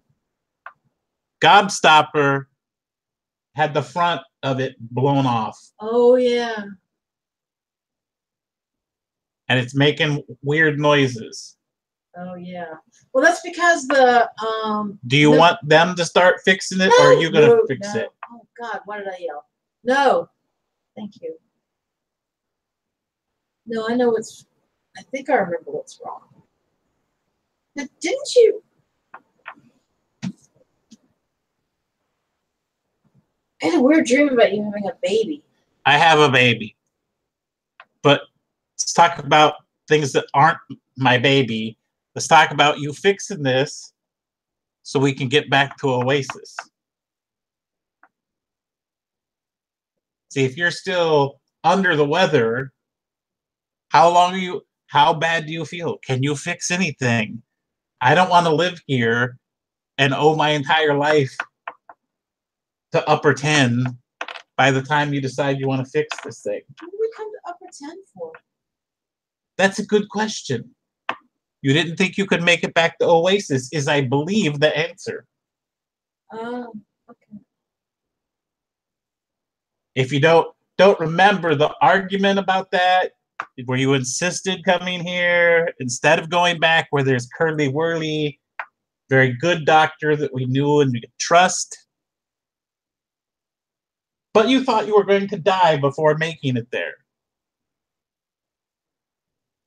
I thought you were going to die very dramatically.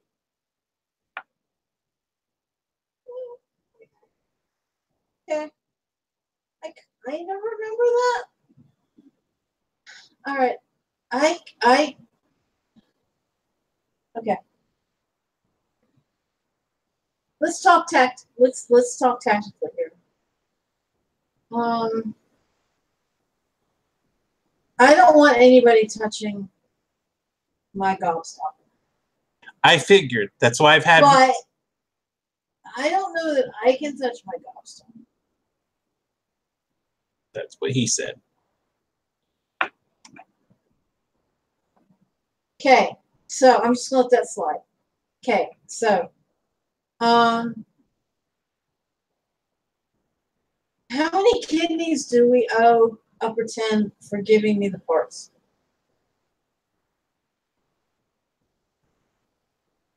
I have to allow he and his wives into Oasis as long as they follow my rules.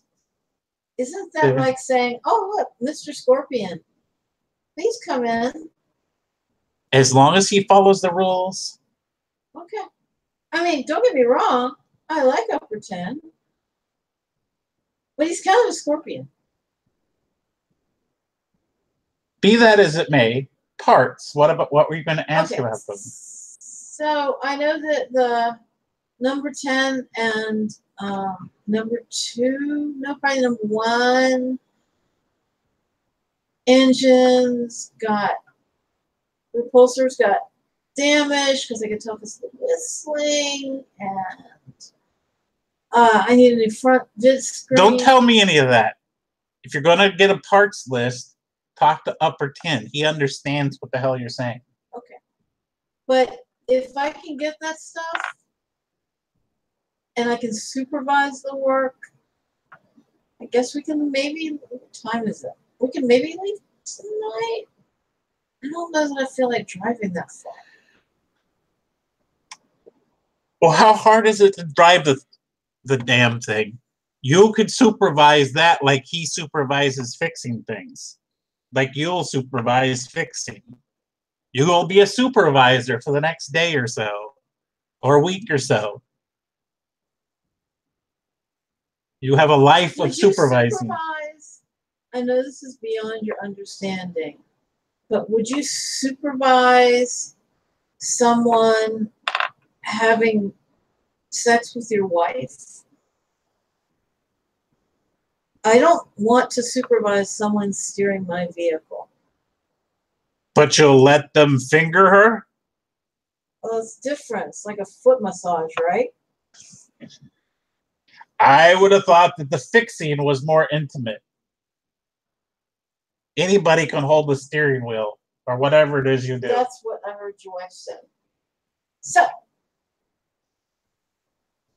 or your gear shift or something, I don't know. I'm still stuck. So let me get a list together. It's going to take a little bit of time to fix stuff, but we should be able to if we can put this, I should be able to get us going in a couple hours. Hey, do you have any food? There is food. They have provided. Okay. All right. Let's give me some food and some parts and maybe a bathroom and probably some new clothes. But anyways, and we'll get to work and see if we can get you back to, Magic Land by sunrise. Okay? Okay. Awesome. So let's jump ahead a little bit to a moment in the late afternoon sun. You have Gobstopper's like front hood pulled up, Hound, and are you trying to do all the work yourself? You just tell them parts, or do you actually allow a few of the mechanics that Upper 10 sends your way to be your like second and third helpers? No, I'll let them do the work. I know that if I move around too much, things are going to spill out where they got stuffed back in, and I don't want that to happen. Nice.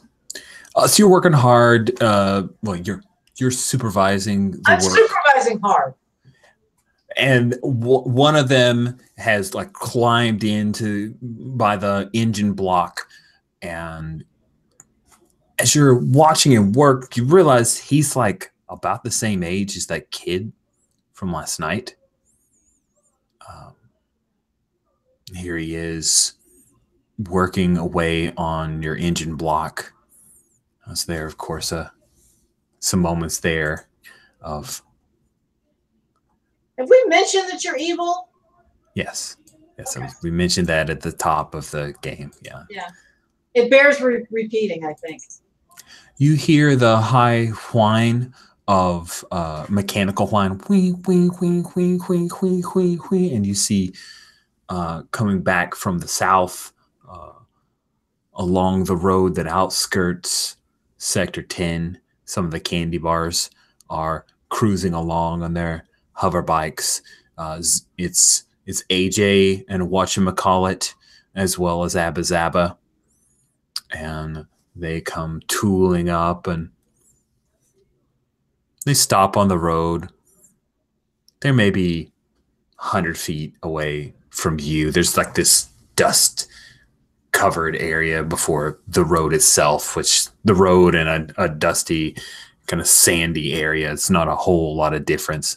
And they wheel up and they start coming closer towards you and Gobstopper and the two mechanics, which, by the way, you're right near Upper 10's compound, right? You're right, but right up against the walls. What do you do? They start coming toward me? Mm-hmm. Not fast. They're cruising. They got snide smiles on their faces. They're gonna come up and give you some shit. Okay, I will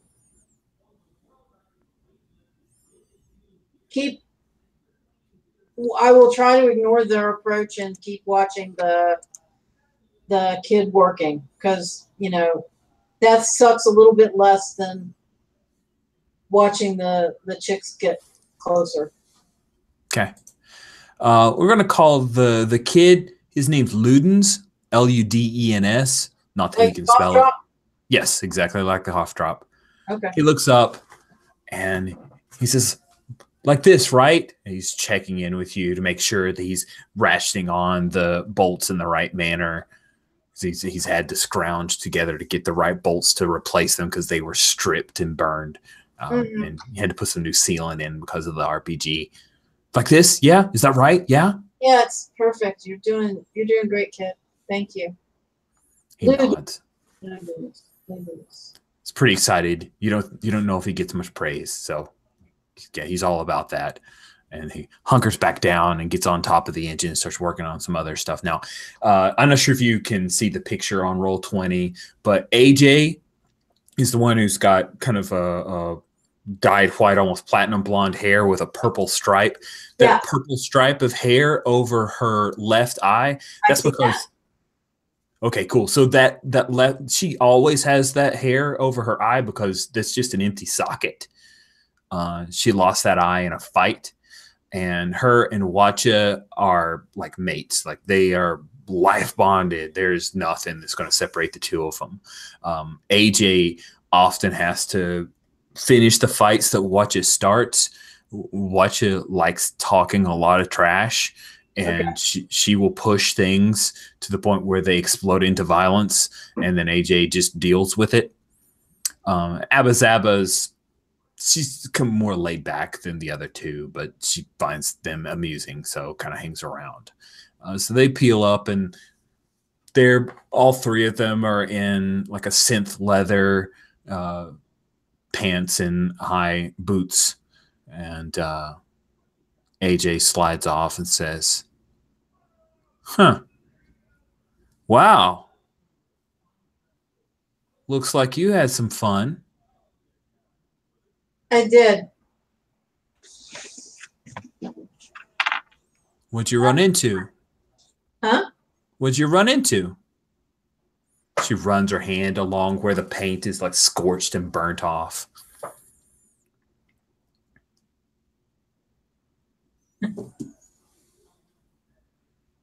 Like, don't just get your hands off my vehicle. No. Be nice. Be nice.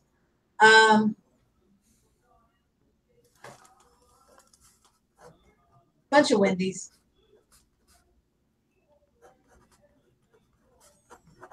Wow. That doesn't sound fun. Watch is like There's a whole lot fewer of them than there used to be. So it's less fun for them. Watch is Snickers. Sure. You probably just ran. Looks like they carved you up. Huh, Hound? Looks like they carved you up good. Maybe you should wear like a high neck shirt. Try to hide that. Maybe long sleeves, so nobody will know. Oh, Wendy, they eat any of that in front of you? Huh? Did you lose any toes? Wow.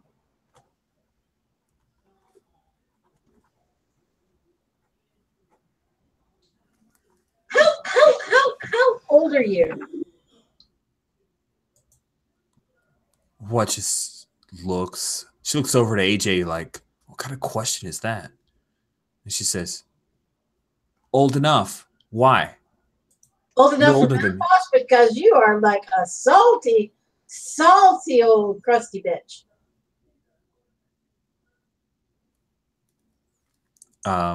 She starts walking towards you. Like you're pretty sure that she's gonna lay hands on you. What do you do?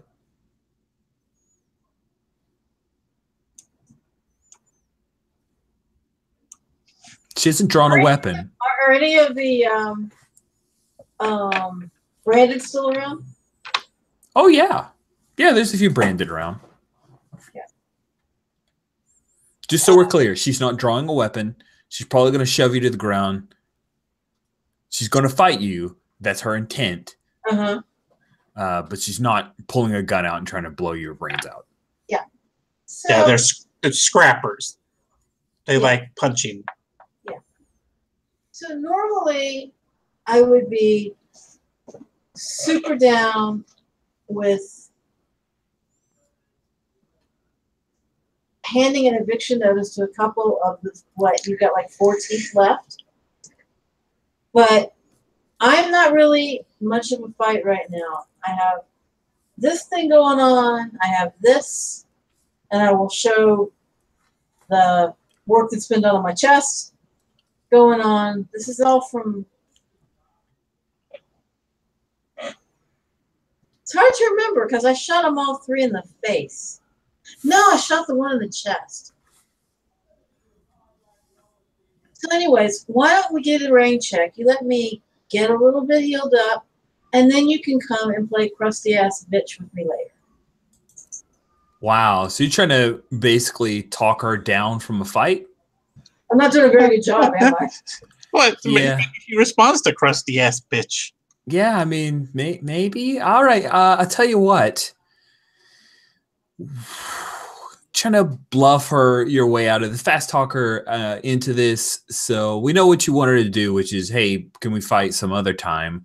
Yeah. Roll plus hot. You're going to try to seduce or manipulate her. You're definitely not trying to seduce her. Sorry. Oh, yeah. Plus hot. Yes. Seduce? I don't think so. Woof. Bleh. Manipulate. Yep.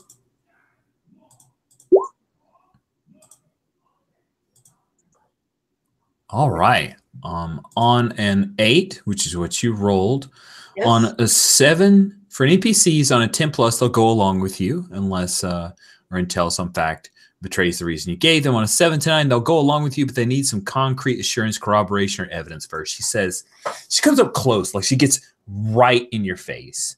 And you're right. She doesn't have, like, she has her lower teeth, but her upper teeth, like she's put in metal.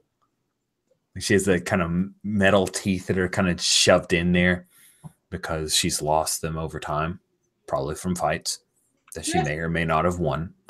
You see, there's her little kind of uneven teeth underneath, and she peers up at you.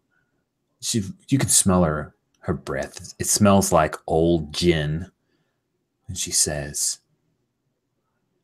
"What do you give me to come back around later when you think you can handle it?"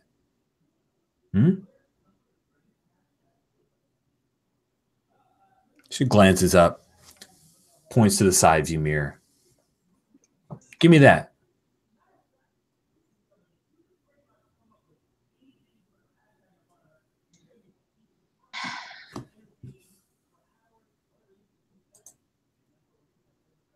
What I would really like to do, and I don't know that I can do, is I would like to, in response, just puke all over her shoes.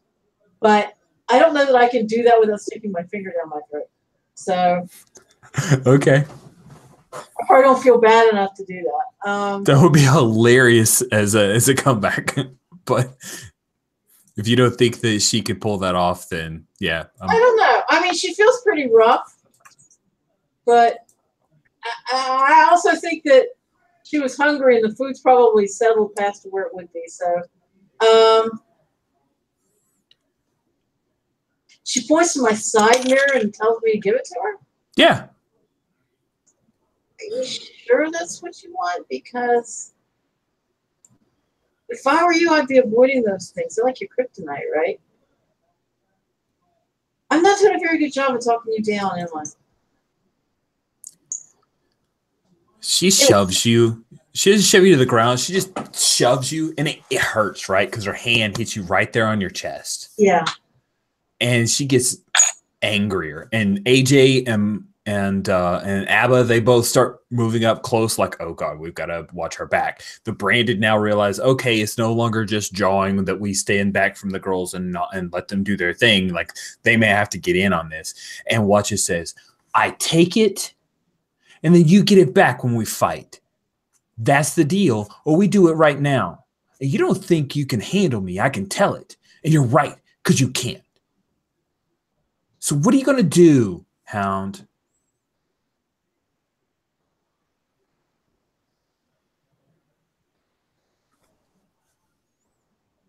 thinking.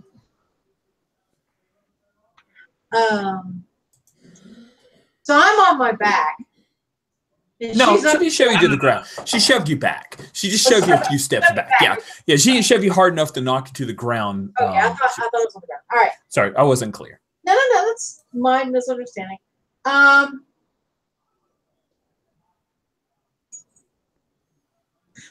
in pain, so now I bet I can try to. I can puke on her. Is that a move? Is that a move? Are you now playing like the quarantine? Have that move? So you just so I'm clear. Now you want to try to projectile vomit onto her? Like, yes, I think it would be an easier move now. Okay. Shove me and hit me in the chest, and I'm in pain. I'm gonna say you need to do that under fire. Like, this is weird, but I can't think of any other move for it. I'm challenging you as our MC there, my friend. I like the challenge. It's great. Okay. I'll bet you've never been asked how you rolled that before. Never ever. Dadgummit, dry heaves.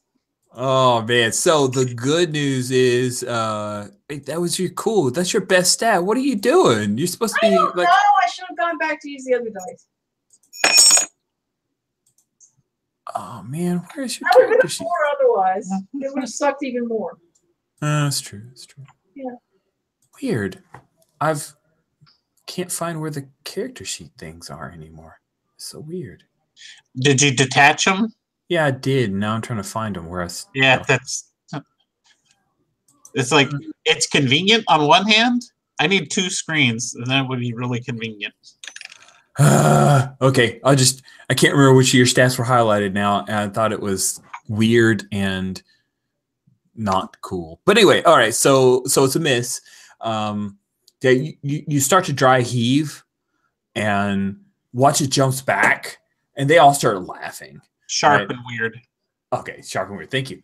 They all start laughing. Like, that's the funniest thing. Watch her. She sneers. She says, "Oh man, I got better stuff to do than this. Better stuff to do than this." And AJ says, "Did she try to puke on you? Wow, man, that's like Sour Patch Kid shit." And they chuckle. They start strolling back towards their hover bikes. The Branded all move up, and Majestra comes up, and she kind of tries to hold you up a little bit. Like, it's okay. Don't worry about it. We'll get out of here. It's fine. Ignore them. They're idiots. And they hop on their hover bikes, and they do like a big round around Gobstopper and you, and they go around a second time, and they'll start to trail off back towards the garage. Oh. What do you do? That's what being in high school is like. It's like shit. It's like, who knew we would go into Monster Hearts territory all of a sudden? Right? That's exactly right?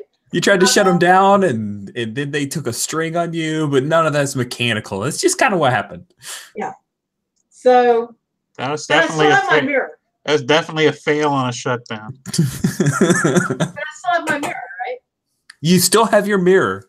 Yeah, so I'll consider that a Pyrrhic victory. Pyrrhic, you kind of got what you wanted. It's a weird bit, but yeah, they have definitely marked their territory. You have the feeling they're going to come back around again. Of course they are. Yeah. Cool. So as we are kind of headed near the end of time, it's been a good 2.5 hours, but we're kind of nearing the tail end of the session. So I want to make sure that we got stuff. What I'd like to do is speed through a bit of time to where Gobstopper's been repaired and you guys can make your way back towards Oasis. So is there anything within Sector 10 that you want to try to accomplish? Like, there's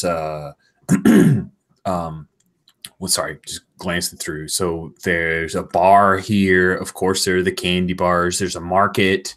So you can easily trade if you've got any barter, any stuff that you want to pick up, but you've been able to barter with upper 10 to get what you need for Gobstopper, and he's putting you up for right now with the promise of being able to go down to Oasis. Is there anything you'd like to do in Sector 10 over the next, say, it'd take a couple days to get Gobstopper up and running again?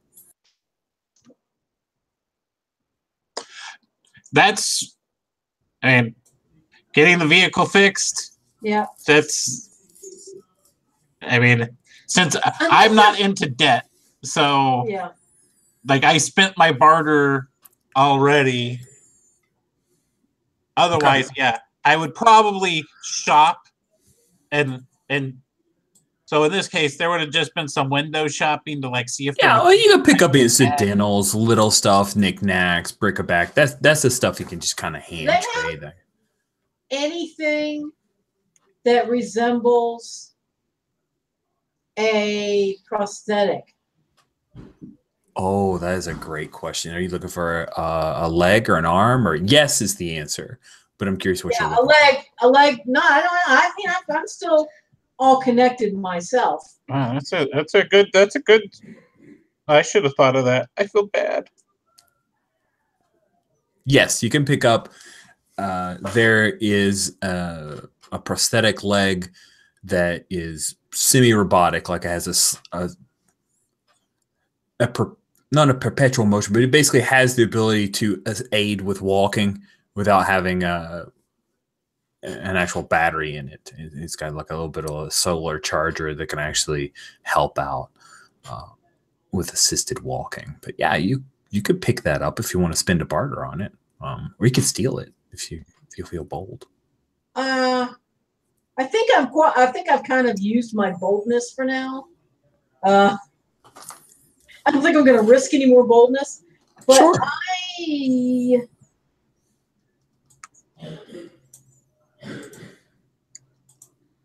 I do have one barter. I mean, I've got 4 barter. So oddments worth 4 barter. Mm-hmm. So you can kind of define it as you wish. I'm like, I'm trying to think of something cool that I could trade for it. Ooh. But maybe like an extra Vid player, since you say you like to watch the old thing, that's why you have. That's exactly what I was thinking of. Nice. That's cool. All right, so you swap out effectively like a Blu-ray player to get this prosthetic leg. That is really cool of you. Well, that's the least I can do. I mean, he got my vehicle fixed, so I can get his person fixed. Nice. So what is it like? How do you handle? I assume you got this for Chicklet. Of course. So Chicklet's still laid up on the couch in upper 10s in that little receiving room where the couches are. I'm not going to give it to her. Oh, cool. So how do you handle once you you come back from market? Yeah, I'll find Rolo. Cool. Where does Hound find you, Rolo? I would say that I'm probably almost always in that block room unless I'm on guard duty for Gobstopper. So, like, it would be handy if you were on guard duty for a Gobstopper. Okay, then I'm on guard duty with Gobstopper. Like, probably having picked up some like random pieces of junk and trying my hand at being crafty while I'm, sitting on top of Gobstopper, like trying to fashion some horrible butt for the broken rifle. That will be worthless and somebody back home will fix it, but, that gives me something to occupy my time while I'm sitting up there. With? Yeah.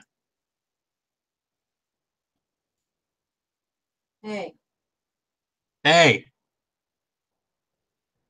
So I tried to pay for the parts, and it seems like while I was kind of doped up, you paid for the parts. I made arrangements to get them, yeah. So I don't like being in debt to people. Kind of chafes. What's the saying? It chaps my ass. Well, that's uncomfortable for you. Yes, I do not like chapped ass. Ass chapping.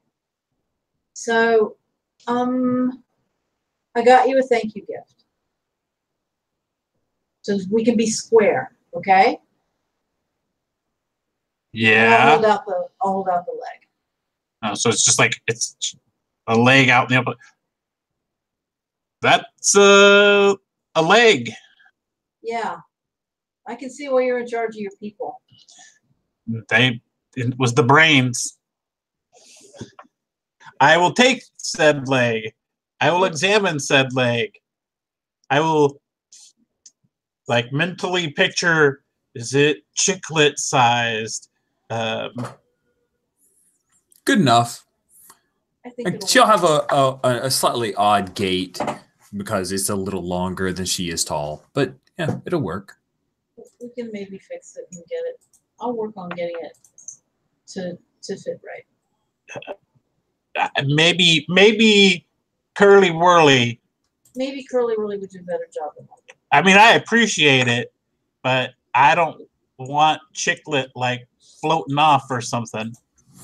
Oh man, putting a repulsor engine underneath one foot, that'd be awesome.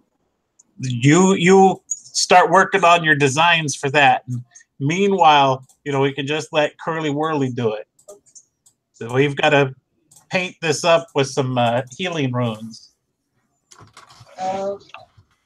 So you can give it to Chiclet when it's ready. Don't mention me, okay? Because I don't want it's. I'll make sure they all hate you. It's between us. It's between you and me. Right. So we're square. Right. I won't tell anybody. I don't really think I'm like a pushover pansy or something. Nope, they'll keep on hating you like they do now. They don't hate me. What is wrong with you? Oh, okay. Well, they'll whatever you think that they actually think about you. Okay. I don't think they think about me. Maybe it's me that doesn't think about them. I think that's the case. All right. But thank you. I appreciate it. Chiclet will appreciate it. Well, I figured if I got you something, you would just give it away anyway, so. I don't need anything. No. You need some fish, apparently, now. No. I don't need any fish. Well, we don't have any fish here. We ate all the fish. Fish gone. No, we traded the fish. Yeah, we don't have any more fish. Fish gone. We need to get Are back you to fish. still on the drugs? If you were hurt and you had the opportunity to be on drugs, wouldn't you be on drugs? No. God, you're such a square. Okay. We're done. We're done. Cool. Thanks. So Rolo, how do you handle giving this prosthetic limb to Chiclet? Well, I mean, when I'm in there, if this is, it's like I am like being the spiritual leader and all that stuff, blah blah blah. But I figure he sits with her because she's having to go through a lot of trauma. Yeah. So they've been having conversations or whatever, or not, leading her in prayer. But he will let her know, like, he's really good with your promise. Like, first thing he does is, hey, hound, pick this up in the market for you. Bastard. Once we get back to Oasis, and get you healed up proper, Curly Whirly will make sure this works perfect for you. I've already started putting some healing runes on it. So, like, stole some paint from the workshop or whatever, or grease, and doing little symbols that we put all over the place in the caves that show our little Oasis symbol. So it's definitely got that on there. She looks at it. Her eyes. Oh wow! I got an echo. Came out of nowhere. Okay, we'll just deal with it. We're near the end. Her eyes become watery. She looks at the leg, and she had no expectation of this. This really, really shocked. She says, I failed. I failed Oasis. I couldn't outrun the Windies. I don't deserve this. I lost. What I lost was right. You saved my life. Whatever Hound traded for this, she should get it back. Nonsense. You were working for all of us. Everyone in the Oasis eats, right? We all drink, we all share. You losing a leg, we all lost a leg. You did that for us. I won't fail again. I'll learn how to drive. I'm sure you won't. I'll learn how to drive with this leg, or if you have another job, whatever Oasis needs. I don't want to be left behind. Thank you. We won't leave you behind. No, did I leave you behind with the Windies? No. No. Thank you. It's nothing to thank me for. You better hope she never says anything to me. Did you, now, just so I'm clear, you didn't tell Chicklet, don't tell Hound that I told you this? You just told her? Yeah. Okay, cool. So everybody, all of the branded will know of where it came from. Nice. So we cut to Hound, lower the hood. Gobstopper's pretty much ready to go. It's late morning. It's been a few days. That kid Ludens, which I threw a picture up on Roll20 of what Ludens looks like. I love that picture. He cracks me up. He's on the map right to the right of upper 10. So he's wearing these coal black goggles. Oh yeah. I love that picture. He's shooting the air in his face. Yeah, that's what it looks like. Anyway, Ludens is staying there beside you, watching. You're finishing things up, and you hear the scuff of someone's boot on the gravel nearby, and you see a very wobbly but determined to walk Chicklet, and she walks up towards you. She doesn't have a pant leg, right? Because now she's going to have to figure out how to have a one-legged pant leg thing going on. But she makes her way up, walking towards you. What do you do when she comes towards you? Closer, closer, closer. I'll just kind of watch her with my head tilted to one side like I'm the RCA dog. And then say, "You're lopsided." I'm walking. Yeah. Pretty cool. And then she gets right up next to you. What are you doing? Then she just throws her arms around you and hugs you and tucks her head in between your head and right against your neck. And then she leans up and says, "Thank you."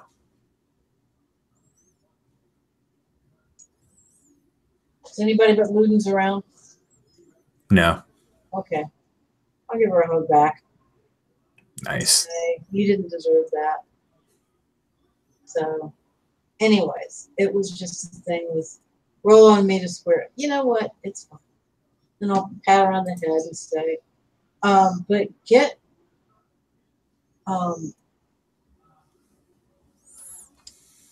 what's the name of your healer again? Curly Whirly. I know I'd remember it, but I didn't, but she would. Yeah. Get Curly Whirly to look at it to get you sort of less lopsided, okay? and we'll work on driving together. Yeah, I got to learn how to. I don't think I can make this one push the pedal too good. You might be surprised. It's got some whirligigs and stuff in it. We'll fix it up. I was thinking about putting some minor repulsor technology on the bottom, so that might actually, if we could get that working right, it may let you manipulate. I don't know. Anyways, I'm thinking about it. Oh, I want to help. Okay, that's cool. Okay. That's cool. Just tell everybody else where you got the leg from, okay? Everyone knows. All the branded know. Rolo is so proud of what you did. He told everybody. No, they all know how good you are. Rolo, you fish-faced son of a bitch. Nice. I think that's where we cut that scene. Yeah. And we pick up the last scene of tonight's session is Gobstopper pulling out and starting to head away from Sector 10 back across the wasteland towards Oasis. And then we see this like van, kind of looks a little bit like the A-Team van, but there's some more fences and stuff like welded to the outside of it. This is Upper 10's van, as well as the Candy Bar Gang, all riding around the van like his little protective vanguard. Vanguard. I appreciate it. That's very good. Sorry, couldn't help Was that myself. spontaneous? Do what? Was that spontaneous? It was, actually. I was headed towards it, and I'm like, I'm about to make a bad pun. I'm just going to own it. Lean in. Yeah, there you go. Love it. So we have the Candy Bar Gang, which, sorry, but Upper 10 has asked them to be his elite guard as you guys travel across the wasteland. So you're going to be heading back to Oasis with Upper 10 in tow. Upper 10 as well as Maybelline. So Maybelline has asked if she says, oh, she's going to name him. Like she calls, whether you keep the name or not, but she calls him Heinz. Can I keep Heinz in the van? Does the baby, like, is he okay with her? He seems okay. He seems much happier with you, but he's calm around her. She screws up every once in a while. Like she's figuring this out as she goes. But she started routinely taking strips of cloth and making them into cloth diapers. And she's kind of got this whole regurgitating the food into the baby's mouth thing down now. She seems... It will probably, like, I'll let her, like, we probably stop every so often, for whatever. Like, their vehicles, probably they need to stop to pee. They don't have the big bus. Nope, they do not have the big bus. So maybe, like, hey, you could have, like, this stage you get to have the baby. I'm still kind of hesitant, but I also, that way I can kind of see, since it's a van, she won't be able to be hiding the baby from Upper 10. Right. And I kind of want to see what his reaction is to, her having what is my baby, that was the introduction, right? Yeah. That's interesting. How about let's set that for next session. That's definitely a thing that I think would be an interesting interaction. And I don't want to give it short shrift because this is going to be an interesting conversation as you guys go. So this will be a few days, like a couple days. You're going to have to stop a whole lot, and they stop much more frequently than Gobstopper. And that's what we'll pick up with in our next session. So we have some end of session stuff to deal with for you guys. If you remember, at the end of a session, choose a character, which there is one, who knows you better than they used to. So we'll just make it short and sweet. We'll start with Hound. Hound, does Rolo know you better than he used to? or less good? I don't know. Comrades under fire usually means that you know somebody a little bit better. Yeah, I also know that you buy legs for people. And then I like mixing drugs and booze, apparently. But not when I'm driving. +1 HX for you on your sheet towards her, Rolo. Rolo, does Hound know you better? Or worse?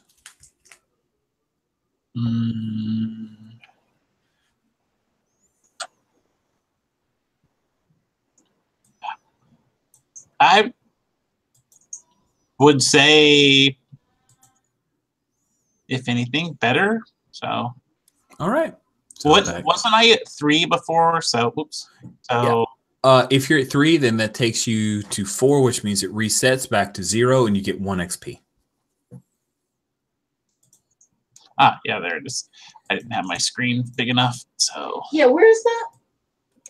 I can't actually look at the character sheets for some reason because I popped them out. So can you help, John?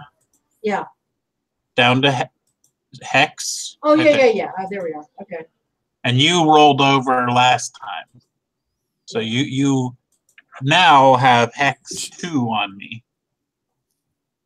HX, Hex, History. I don't know. The HX thing always throws me. Oh, it should reset to HX 0. Oh, does it? Yeah. Yeah, it resets to HX 0. So she's now up to a +1 and you're to a +0. I only know because I'm looking right at the session end piece just to make sure. So cool. So mark your XP, and that's the session end. So let's do our quick roses and thorns. If you have, keep it short and sweet. What thorns did you have, Pam?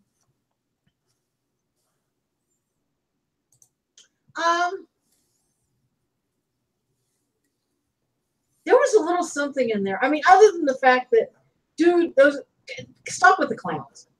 Okay. No problem. No problem. But, you can't joke about that. He's serious X card. Yeah. Yeah. No, there was something that I think there was a little bit of a. I can't think of. No, I was thinking that there was something that was a little gross for me, but nothing's going to be as bad as she's like getting hunks of her leg cut off and cooked and eaten in front of her. So I would say the only thorn is that 2.5 hours went by really fast. Right. We actually, it did go down pretty quick. It did. I can't think of anything. I thought it was really fun and well balanced, despite the fact that I kind of screwed the pooch at the beginning and got myself really badly messed up. I can't think of anything that. It was still well balanced, so I very much enjoyed it. Good, thank you, John. What thorns did you have?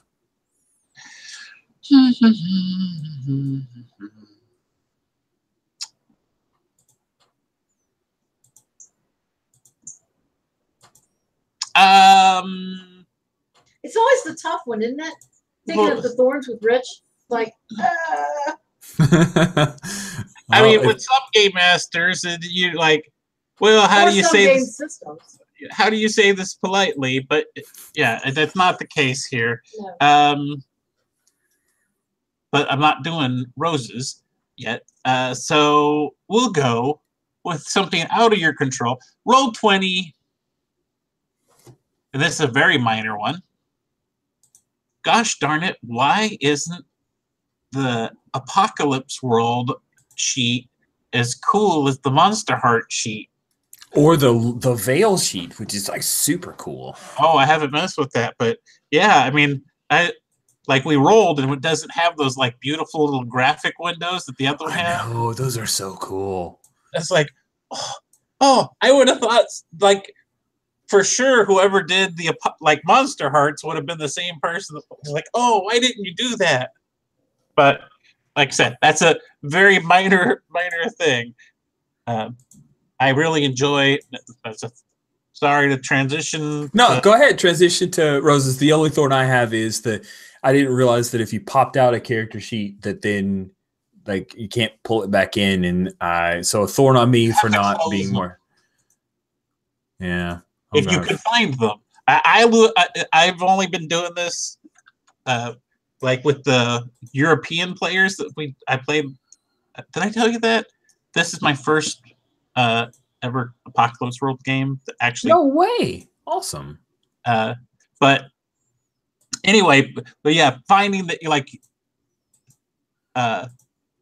when you pop them out, it's like, where'd they go? I always have problems with that anyway, because I want to have them side by side.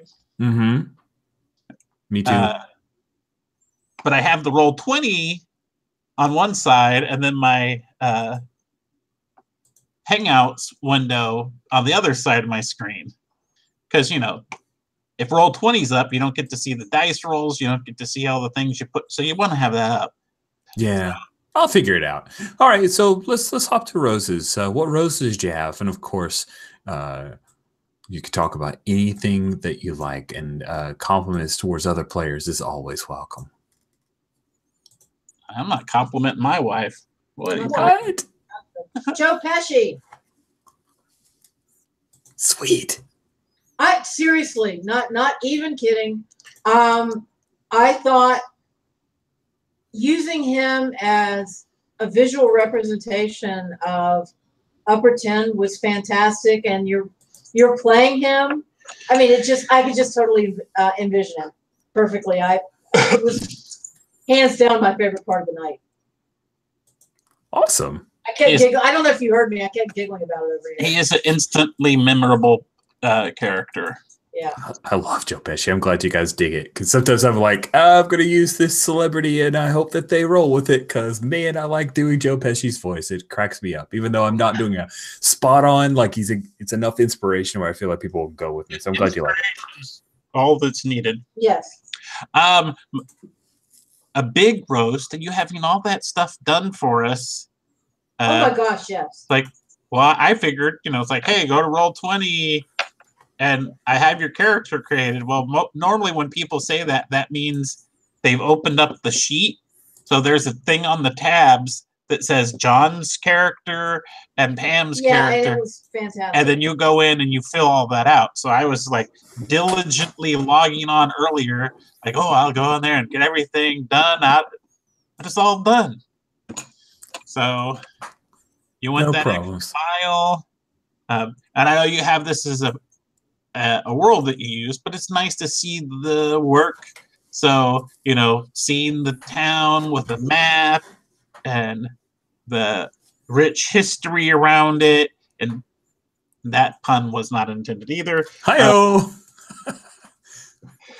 You know, even if we don't get to utilize it all right at the moment, it's neat. So cool. I always appreciate that stuff. I really want to get some kind of like rough, even if it's like a fate zones thing, like nothing where we have to worry about a hex, but I want to get a rough map idea of Oasis. So if you have any ideas around that, I would love to know. Just say like, there are these 5 things. Like we have the gardens, we have the waterfall, we have the You don't know it, but I was gonna say I don't know what you're at. I don't know if you know what you're asking for. But you'll get a map. You'll get a map. I'm a map enthusiast. Yay! Awesome. And you know, I'll be happy to, if you don't mind something that looked like the map that we had of the Dunes area, I'll make a map for you if you want to tell me what you want in it, and then I can always refine it as we go. But however you want to do it, that would be awesome. I'd love to have a map of. I will give you a nice painted up map, and if it's not functional enough for you and not too pretty, I hope the too pretty part.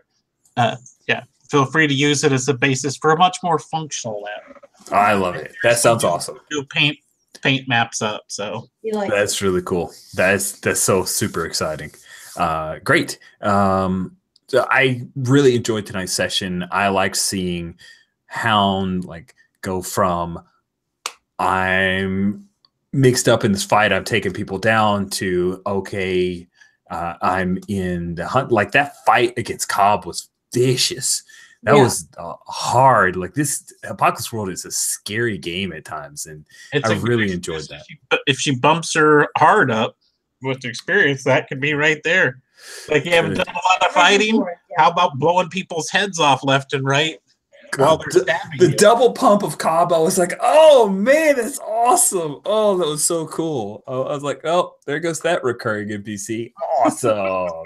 Yeah, no, he's not coming back. Yeah, don't worry though. Cobb Jr. No. Little Cobb. The reanimator. John, I really enjoy how consistently you play Rolo.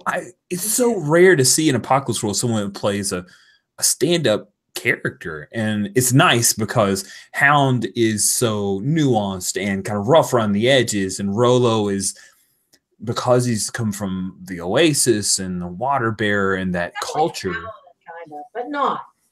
Yeah, he's almost innocent in a way, which is fascinating to me. It's really, I don't know if he's quite, but you know, it's like the responsibility of being that. You know, it's like you're not just a person, so you gotta, like, I don't know. That's part of it. It's really cool. It feels like he's kind of a messiah figure in a lot of ways. Yeah. To this culture, and like when I've read the Water Bear, I know that that's one of the ways to take it, and I find it fascinating watching that play out. And I had a lot of fun seeing him outside of his main power base, but still having a certain amount of sway.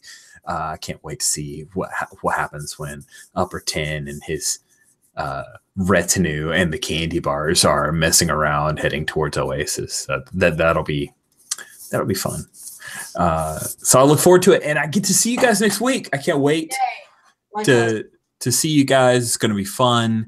Origins is my favorite con. It's the only big con I'm going to this year, so I'm going to blow out. I've got all my games in 9 a.m. slots every day, so that I get afternoon to do fun stuff and grab food at North Market and all that good stuff. So can't wait to see you guys. Smart plan. Absolutely. Cool. And if you want to shoot me your mobiles so we can stay in contact as the con's going on. That would be awesome. Thank you. Yeah. All right. Awesome. I'll see you guys in 2 weeks back here for some fun headed towards the Oasis. All right.